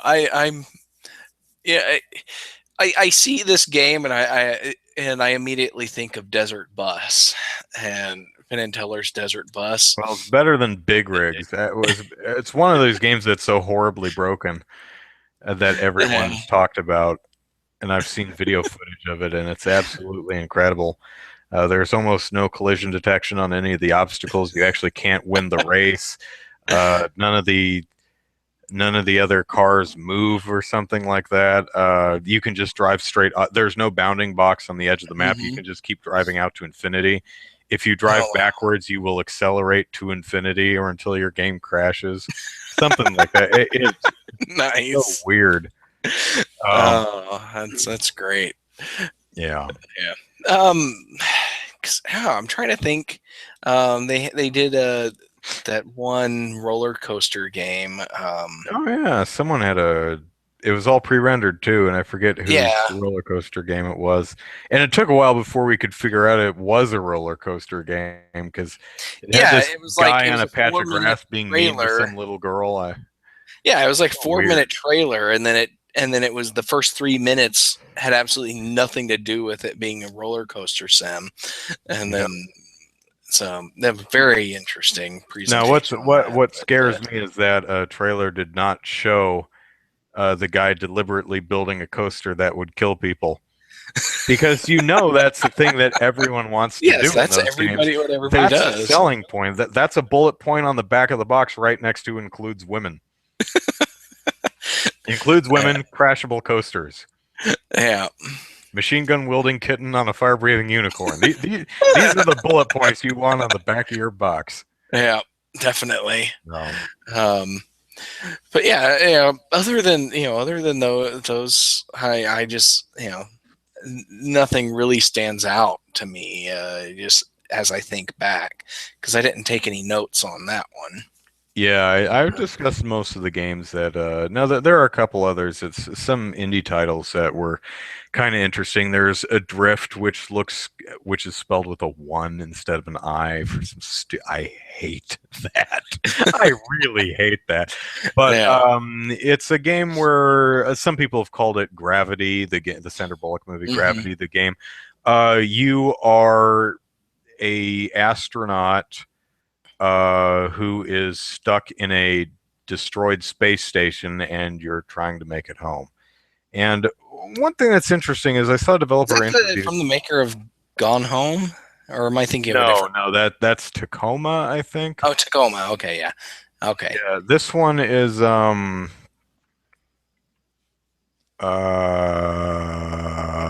Dear Esther developer, I think. Okay. Yeah. No, wait, no, that's the Dear Esther developer is the Everyone's Gone to Rapture. Crap. Adrift. Let's look that up. Yeah, who did Adrift? Let's see. Sorry, gotta put the one in there. Adrift, an immersive first-person experience. Okay, but it doesn't. Google didn't tell me the developer offhand or right away. 505 Games. That's who it is. Oh, 505. Well, that's who's publishing it. 310. There we go. What did they do? Developed by 310. But anyway, you are an astronaut and you're floating around in a broken space station trying to get home, trying not to run out of air, trying not to shatter your helmet or get lost out in the depths of space. Of course, if I play the game, the first thing I'm going to do is dive straight towards Earth and see how far I get. Yeah. Just to see what the game does. Will it let me? Will I crash and burn on the Earth's atmosphere? Will they let me fall for an hour before I actually would realistically get there? I don't know. Yeah. But it looks 310's their website.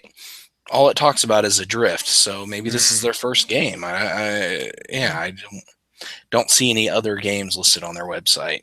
Okay, but Tacoma is the one from the Gone Home developers, which yes. I don't know. They're not really showing enough. Although no, I imagine it's one of those games like Gone Home that it's hard because if you show too much, you might give it away. The game, and there's no point in playing it. From what I hear, it's like a 3-hour game, deliberately. But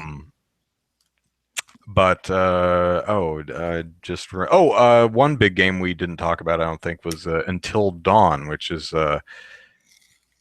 PS4, I think. It's the horror movie game. It's kind of a choose-your-own-adventure horror movie where you navigate your characters around and make decisions and get them killed or not. And it could be cool. It's got a nice presentation, but I don't know how much fun it's going to be to play because, as I said, it's kind of a choose-your-own-adventure. It's not much. It's mostly cutscenes, and you choose. You choose how to. Do you give Larry the flare gun, or do you keep it for yourself? Do you should you stay at the tower and call for help, or should you give up and go somewhere else? Should you go left or right? Could be interesting. Could completely, or it could be the type of thing. It's like I'll wait for the YouTube supercut. I'll just wait till someone cuts a movie together on YouTube. Yeah.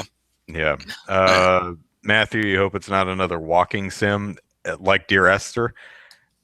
Yeah, I haven't played Dear Esther, but it doesn't sound like something that would appeal to me. Now, Gone Home, I'm interested in playing. Dear Esther looks boring to me.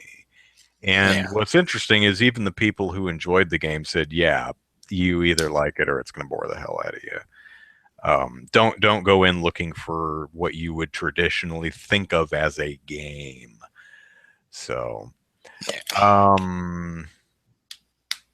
yeah, that's about it. Overall, really great E3. I think, other than Nintendo's press conference.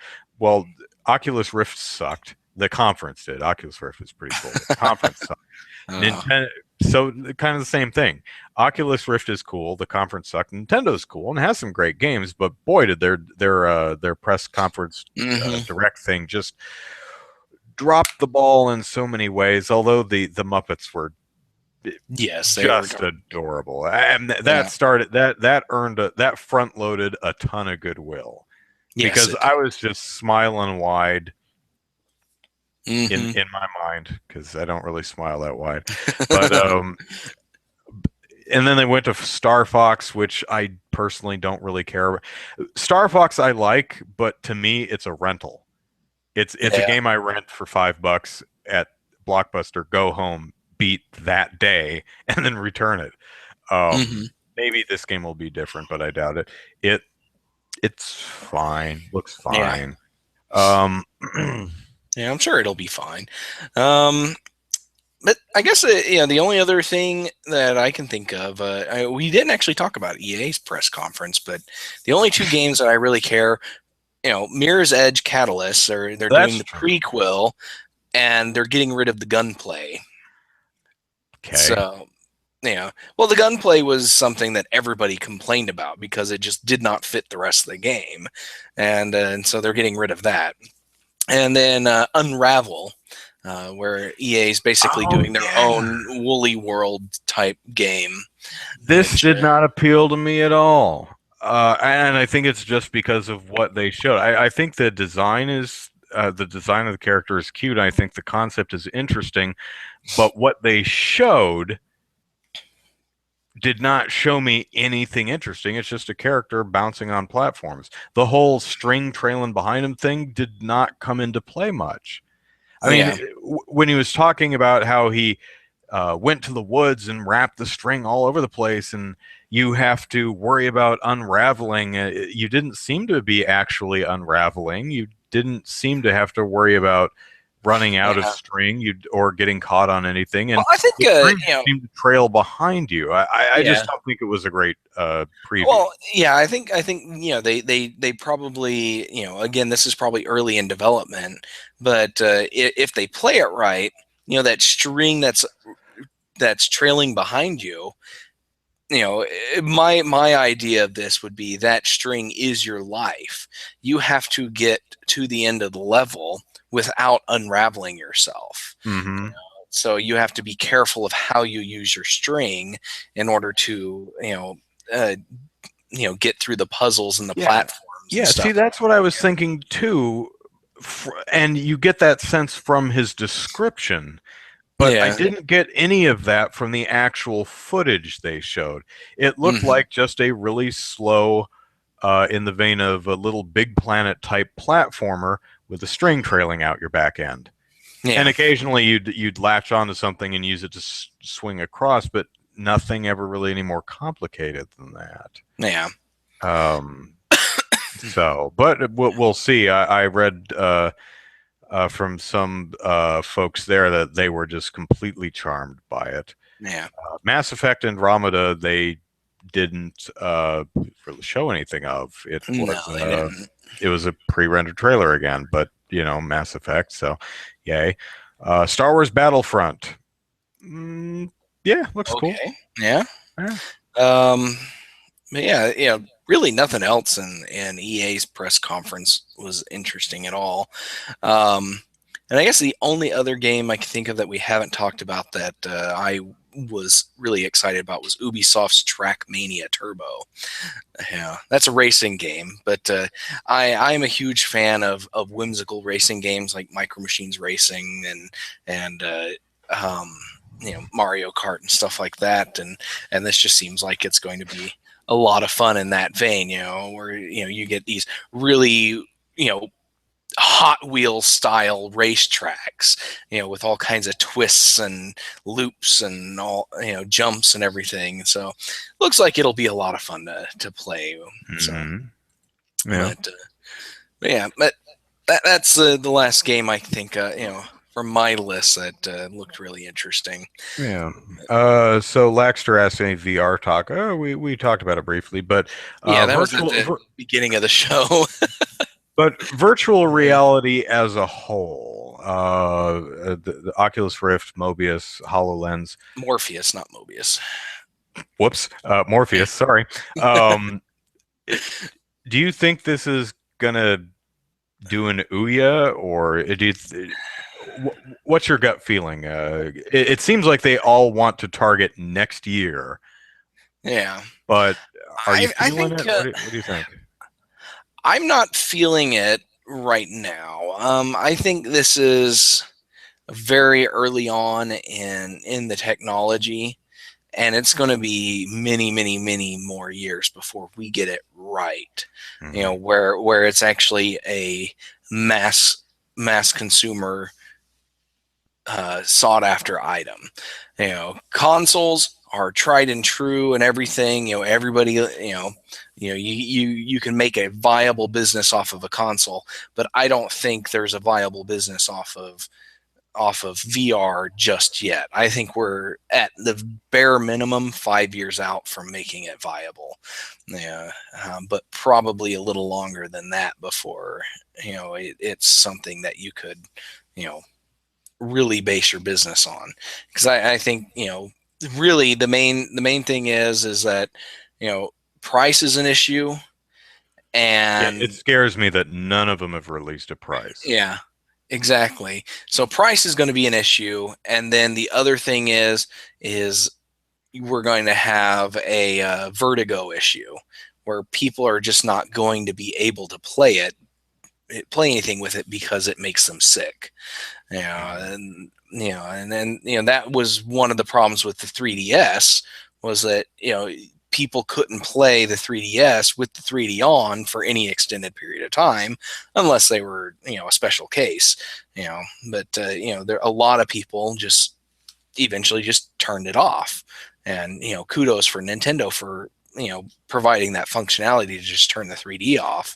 But there's really no way to play an Oculus Rift game without and turn off the VR effect. Right. It's interesting, right? Because we've seen a lot of gimmicks that are initially very popular and people kind of dig them for a minute, but everyone eventually just doesn't care. Motion control was the new hotness for admittedly quite a while, but people said, you know what?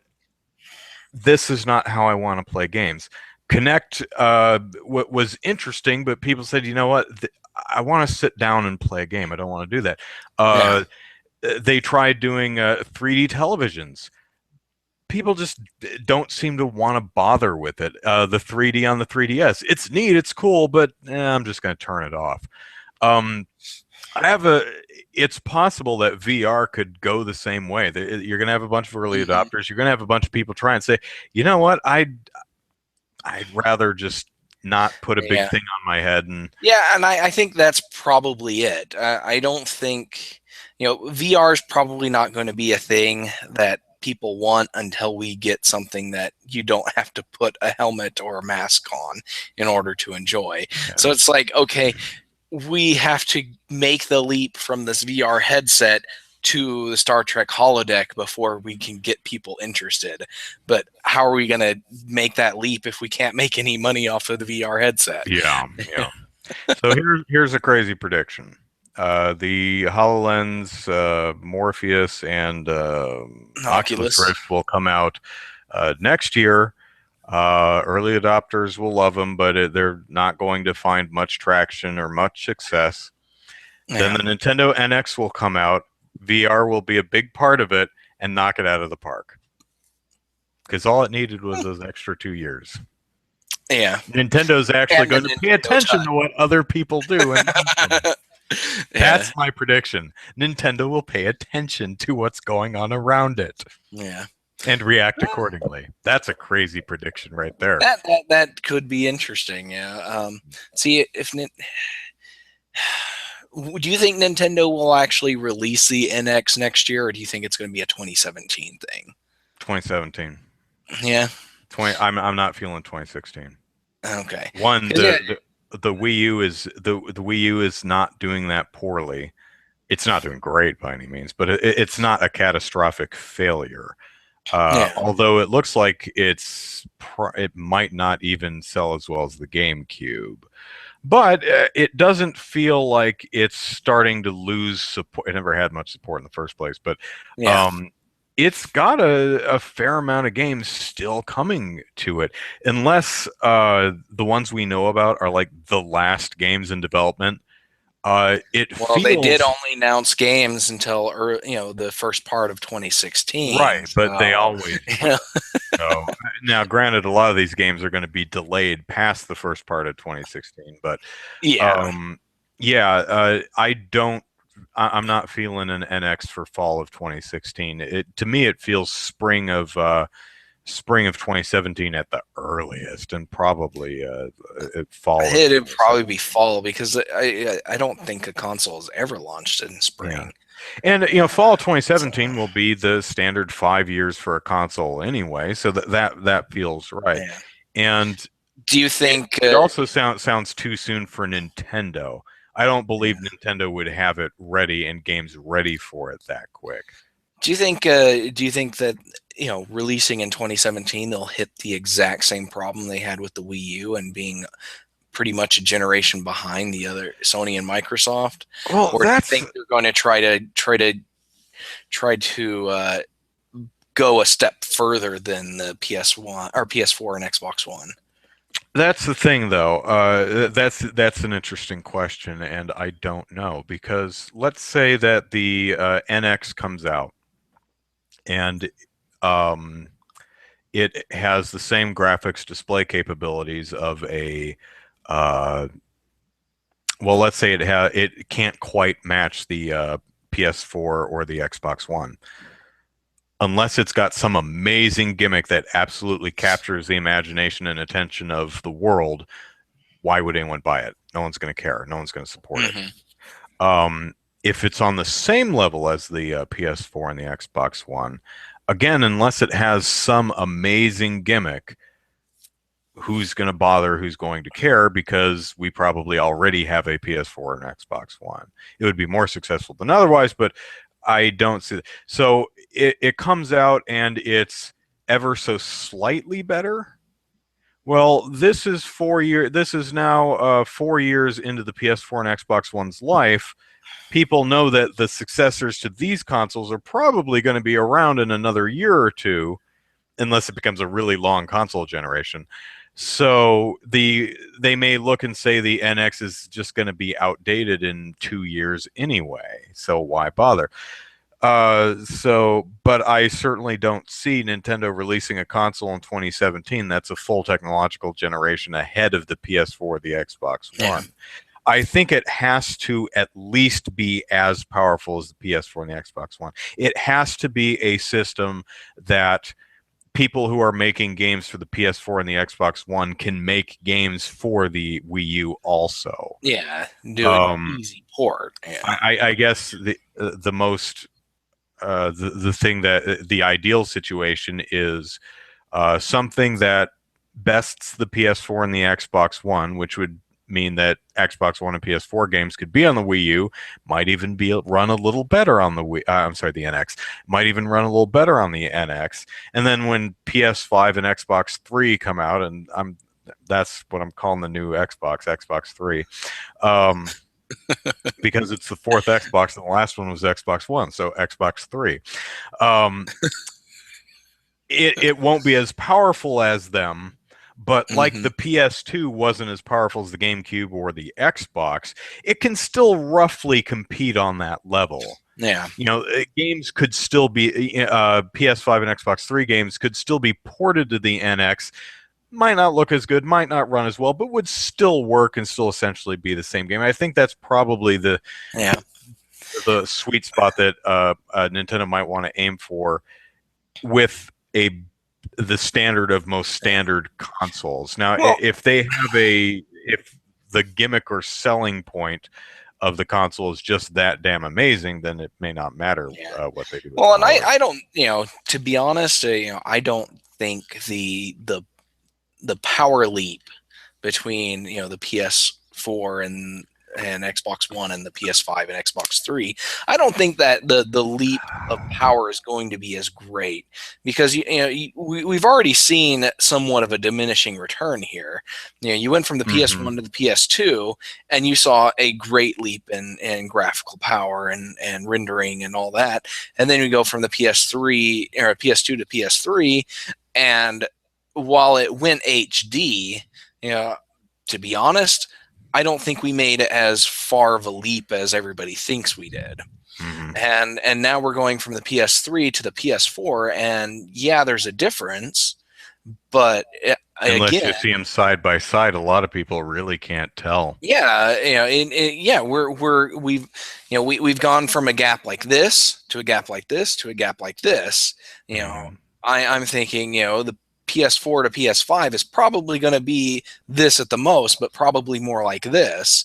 And so I think it would probably be, unless we get some amazing and out of the blue chip printing, cheap and effective chip printing process in the next couple of years, we're not going to see anything affordable that's vastly superior to what we've got now. Yeah, so I think we're going to make some progress, but it's just not going to be as big a progress as everybody think. Everybody. The other issue with NX Power is I don't see Nintendo being comfortable selling a system that's $500. Yeah, that's another thing. Nintendo's never been that way. Or losing money and selling it for $400. So. Yeah, I think it was the Wii U was the first system I've ever seen that they actually sold at a loss, and it was only like $50 loss. And it was still $350. Yeah. So, yeah. But it did come with a game, at least. Not a game I was really interested in playing, but it did come with a game. Yeah. And to be fair, Nintendo Land was not as... Was that... It's all right. It's fine. It's a hell of a lot better than I was expecting. But kind of like Wii Sports, it's something I played once and went, well, never really need to play that again. I do like it better than Wii Sports, but I have not touched it since I first tried it. But, I don't play Wii Sports very much either. I tend to play, things like Metroid Prime and Donkey Kong Country Returns and all that stuff. So, man, what the hell is Retro working on? That's a weird one to me because there was no announcement. Yeah, that is crazy. Retro is probably the best second party developer they have, and you'd think that they would have announced something, but who knows? Maybe they are working on the next Metroid game and they're just not ready to announce it yet.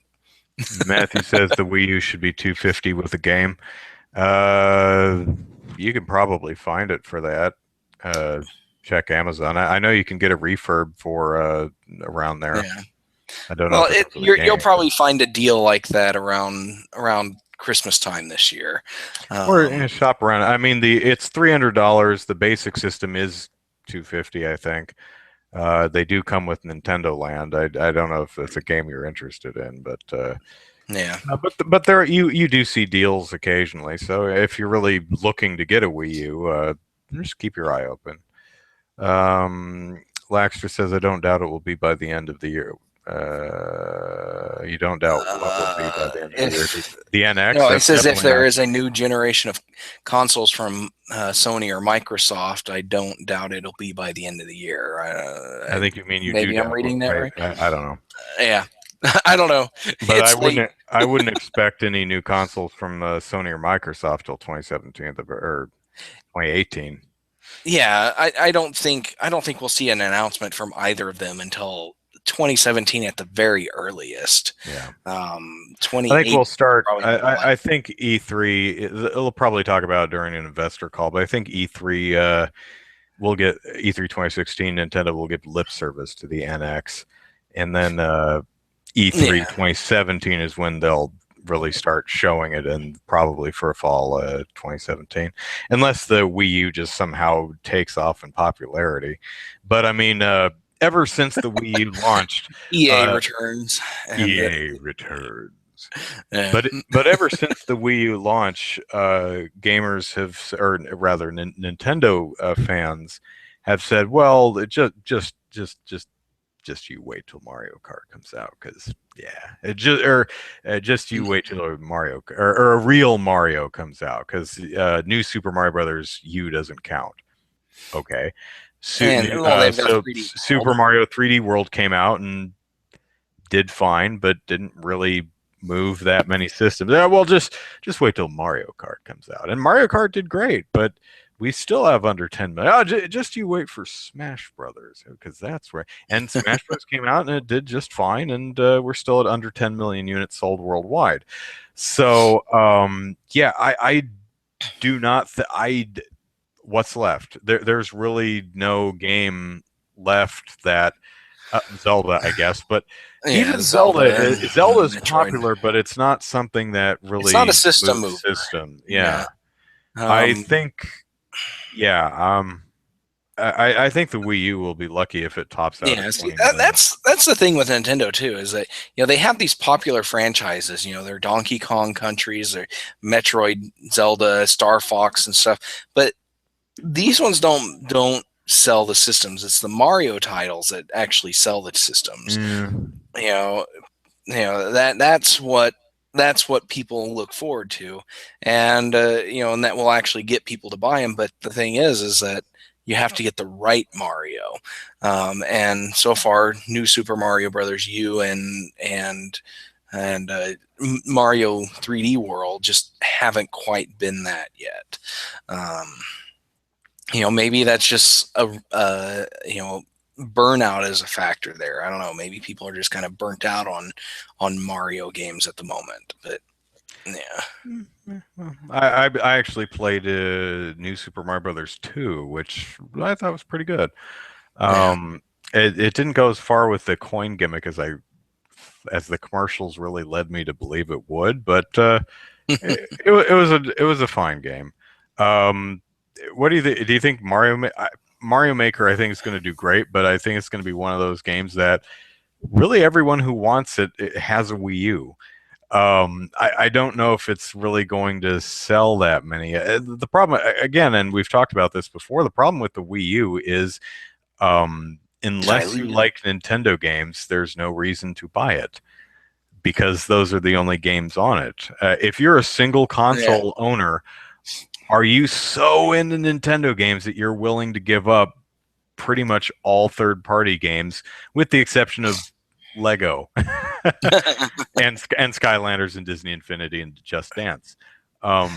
That's a hard sell, man. I mean, I'm crazy enough to do that, but for most people, it's like, I would imagine, man, I love Nintendo, but I'm not willing to give up every other third-party franchise, BioShock and Tomb Raider and Grand Theft Auto and Metal Gear Solid and all of the Hitman, whatever, all these great games that you don't get to play if you only own a Nintendo console. And unfortunately, it's been that way for 2 generations, and the last half the GameCube generation too, which is just sad. So I think another challenge that Nintendo faces with the NX is to convince third parties that they will be, to try and just convince both third parties and consumers that, okay, folks, fresh start, we're all in, let's start this together. Because the Wii U started off with people going, nah, not going to work.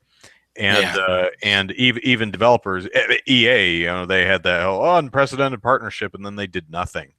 Mm-hmm. They crapped out really genuinely inferior ports of a few games at launch, and then we're like, oh, no one's buying the game. It's like, well, of course not. Who would?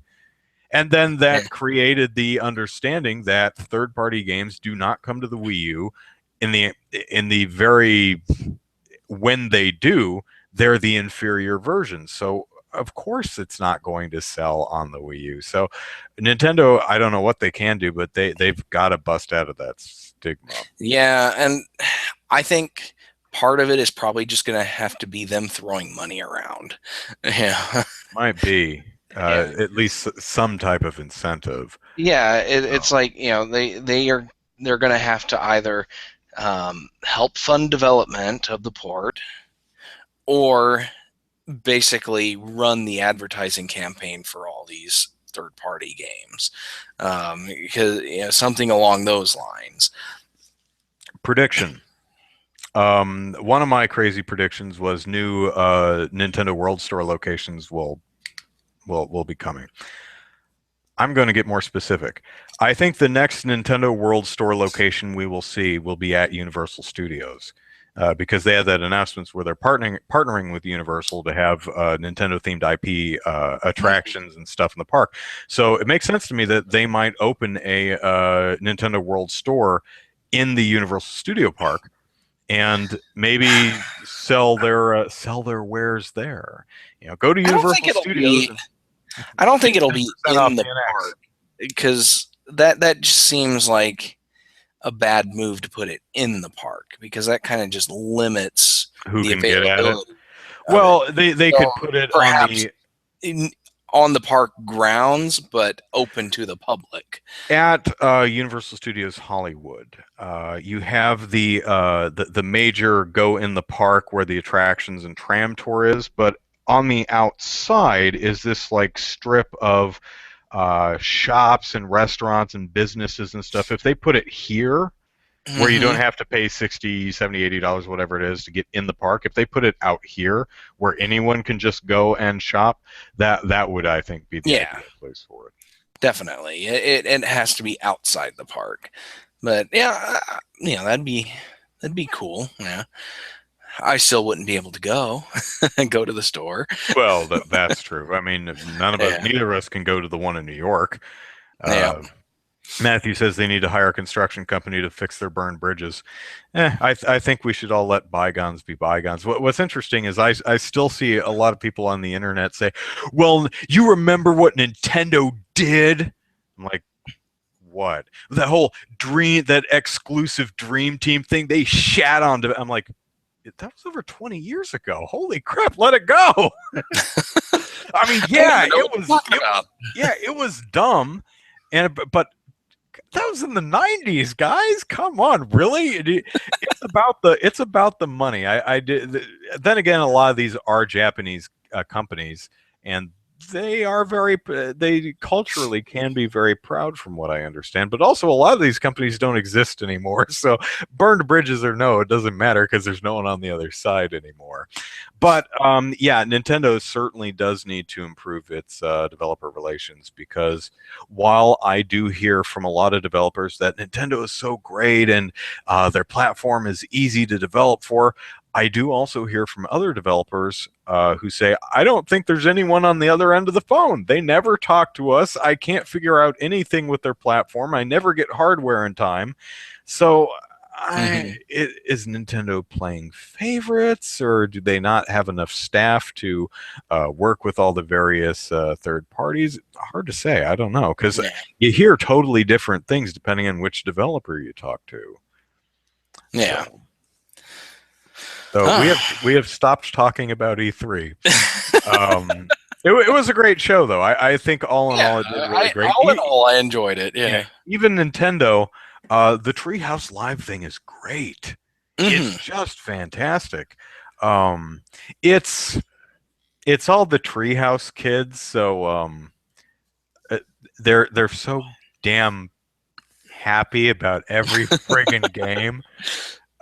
So you do have to kind of understand that perspective and say they're not allowed to criticize. They're not allowed to say, well, isn't this kind of stupid? Or say, does this really work? I love the Animal Crossing board game where there's no mini games or anything.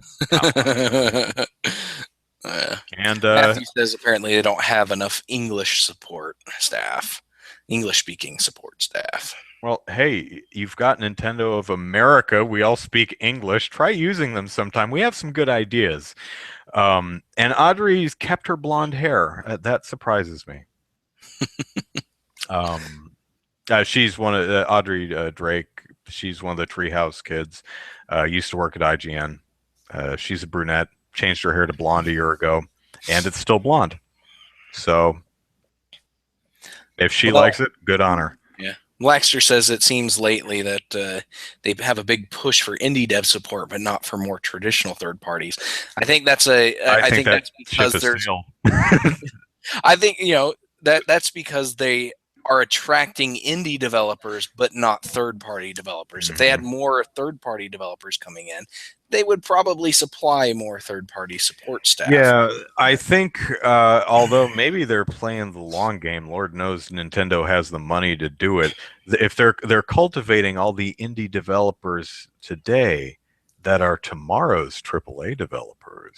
There we go. That's smart. Yeah. They're playing the super long game. It's going to be the NX2 where this pays off. Oh, man. Yeah.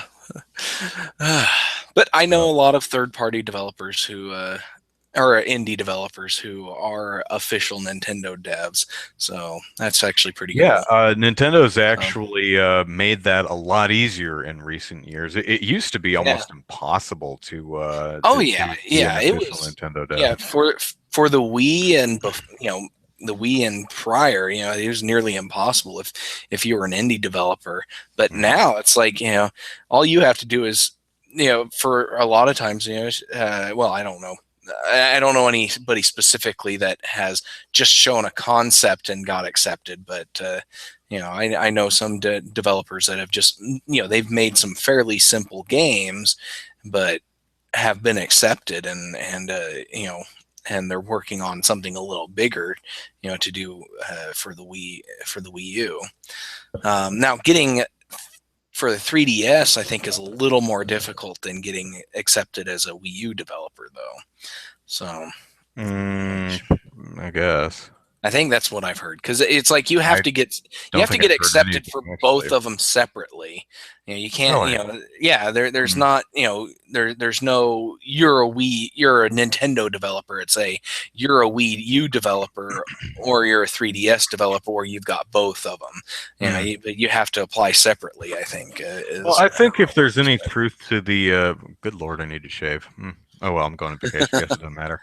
Um, I think if there's any truth to this hybrid system for the NX, it would be more along the lines of instead of having a console and handheld, it's I'm a console developer or I'm a handheld developer. There's the Wii U eShop. There's a 3DS eShop. I think there's just going to be I'm a Nintendo developer. There's just an eShop. yeah, and I that's think I honestly think the way it should be yeah, right I now. think they're going to try and integrate. I think there will still be a console and a handheld, but they'll be more the same platform. The Nintendo ID account will be the same account across both. The same games across both. You can buy games for either on either one. You can shop and browse your library. Now, granted, some of your console games won't run on the handheld, Yeah, but all of the handheld games should ideally be able to be played on the console, yeah, barring any games that just flat out wouldn't work, like I don't know, anything that you really need to concentrate on. Like The World Ends With You, if you've ever played with that game. I guess you could do it, but you'd have to hold your gamepad up near the TV to do it right, and that would be a pain in the ass. So, hmm or anything like the photo finder, the Chibi Robo photo finder, where you actually have to use the camera to go take a picture or something. A yeah, little difficult to do with the Wii U because there's no rear-facing camera. yeah, Uh, so I think that's where I see more the hybrid idea going, where from a development point of view, you're essentially developing a game for both platforms simultaneously. That whatever system and platform they come out with, when you develop a game for the NX, it's very easily scaled down to a version that would work on the handheld. hmm Uh, that I see it going more along those lines. If a yeah. hybrid console is really what they're doing. Um, anyway, just my thoughts. We'll see what they Yeah. do. Can 3DS do Unity yet? Don't think so. I didn't hear that No, no, they did. it's actually on the horizon. It's something they're working towards. It just hasn't been finalized yet. But it is something that will be coming, just probably next year. Um, but I do know that Hakes Flixel is coming to the Wii U, Woot woot. and yeah, that's what I use. Mm.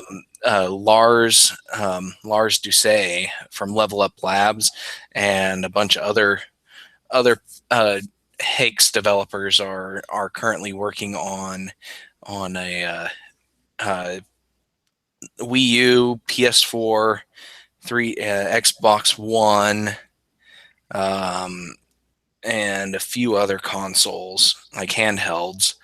Um, and I think the PS3 and the 360 too, but can't remember for sure. But yeah, they're getting a port of that going. So that's going to be really cool, and that should be done, ready for mass use late next year, I think. But but that'll be nice, once I actually get a game done that I feel worthy of a console port. It should be pretty simple by the time I'm at that point. Yeah. All right, but now we're rambling. Yeah, so I think we should. That's a little over 3.5 hours, so I think that's good for a show. We lost our guest a while back, so if that wasn't a hint that we should wrap it up, I don't know what is. And I think it's been over half an hour since we actually talked about anything E3. So yeah. I didn't play anything this week. This week, I didn't play any video games. I just read about them, which is kind of weird when you think about it. I spent all week reading about games instead of playing them, and I have a bunch of games I could play.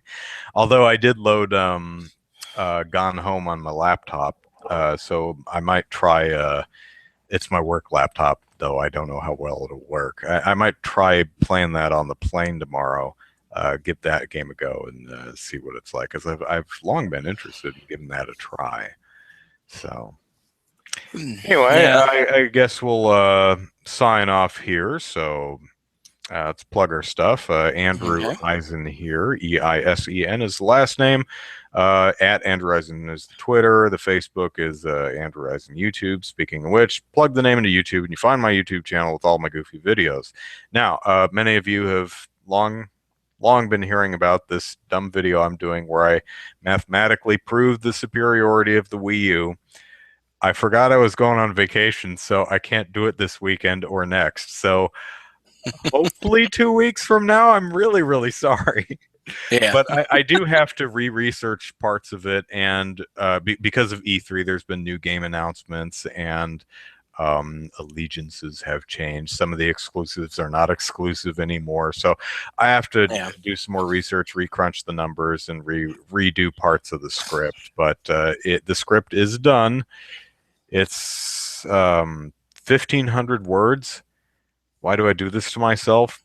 What's hilarious is the script itself is 1,500 words, but I have 3 pages of notes that didn't make it into the script.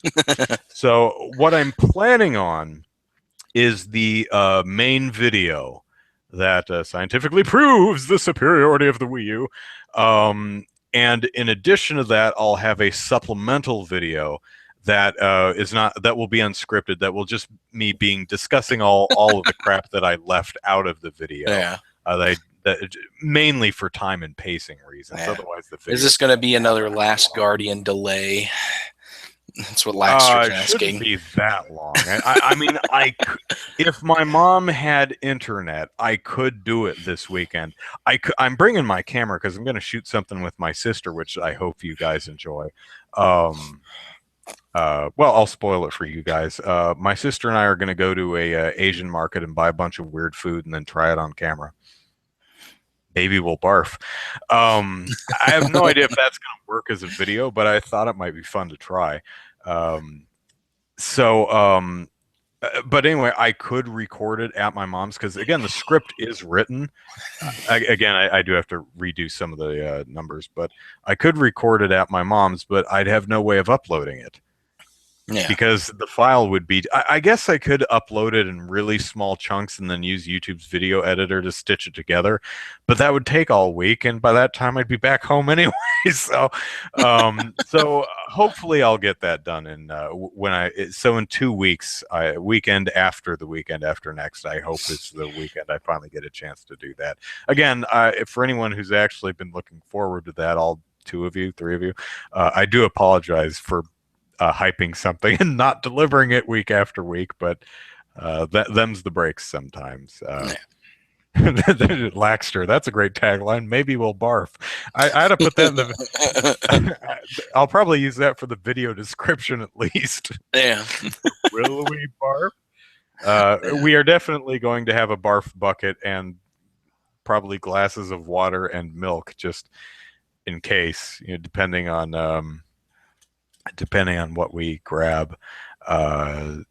I don't know, like green tea flavored Kit Kat bars. I know I've seen that. That's probably the tamest thing we could possibly grab, but we'll we'll see what happens. I think it might be interesting to try. So anyway, Zachary, Okay. plug away. All right. You can follow me on Twitter at Easy Night, and you can also follow my game development work, DK_gaming and DivineKnightGaming.com. And I actually posted something there on Twitter, last week. But Hey, content hey, updates. Woo-hoo. yeah, it's awesome. So probably have some more stuff posted next week. But yeah, and then if you're interested in the Oklahoma gaming development scene, check out OK Game Devs on Twitter and okgamedev.com. And it's really slow news right now for me, just because I haven't had a lot of time. But I'm hoping to write about a few games that are coming out from some game developers here at some time soon. I hopefully the articles will be written soon. So, but check out those things. All right. Okay, so you've all been listening to Super Podcast Action Committee, episode 148, the Grand E3 episode. You can send us an email at superpackpodcast@gmail.com. We're almost done, Zachary. Hold in there. Follow us on Twitter at superpackpodcast. Subscribe and rate us on iTunes if we ever get back there. Man, send us some email at superpackpodcast@gmail.com if you have any idea of a cheap platform we could host the show on that will allow us to put it back on iTunes, because we haven't found a good one yet. SoundCloud, I think, is the nearest we've found, but the free version anyway would limit us to like 45 minutes, I think, or half an hour or so. I might be able to cut. I might have to just, if we did that, I'd just edit the audio portion of the show down to whatever length we had, but I don't know. We're still trying to figure that out, along with running game politics. So tough with a small staff with very little budget. Anyway, you can also like us on Facebook. So that's it for us. I hope you all had a great E3 week and enjoyed the show. We probably won't have a podcast next week because I'll be out of town. But we should be back the week after that. So everyone have a great weekend, all that good stuff, and we'll see you next time. Take care. All right. See ya.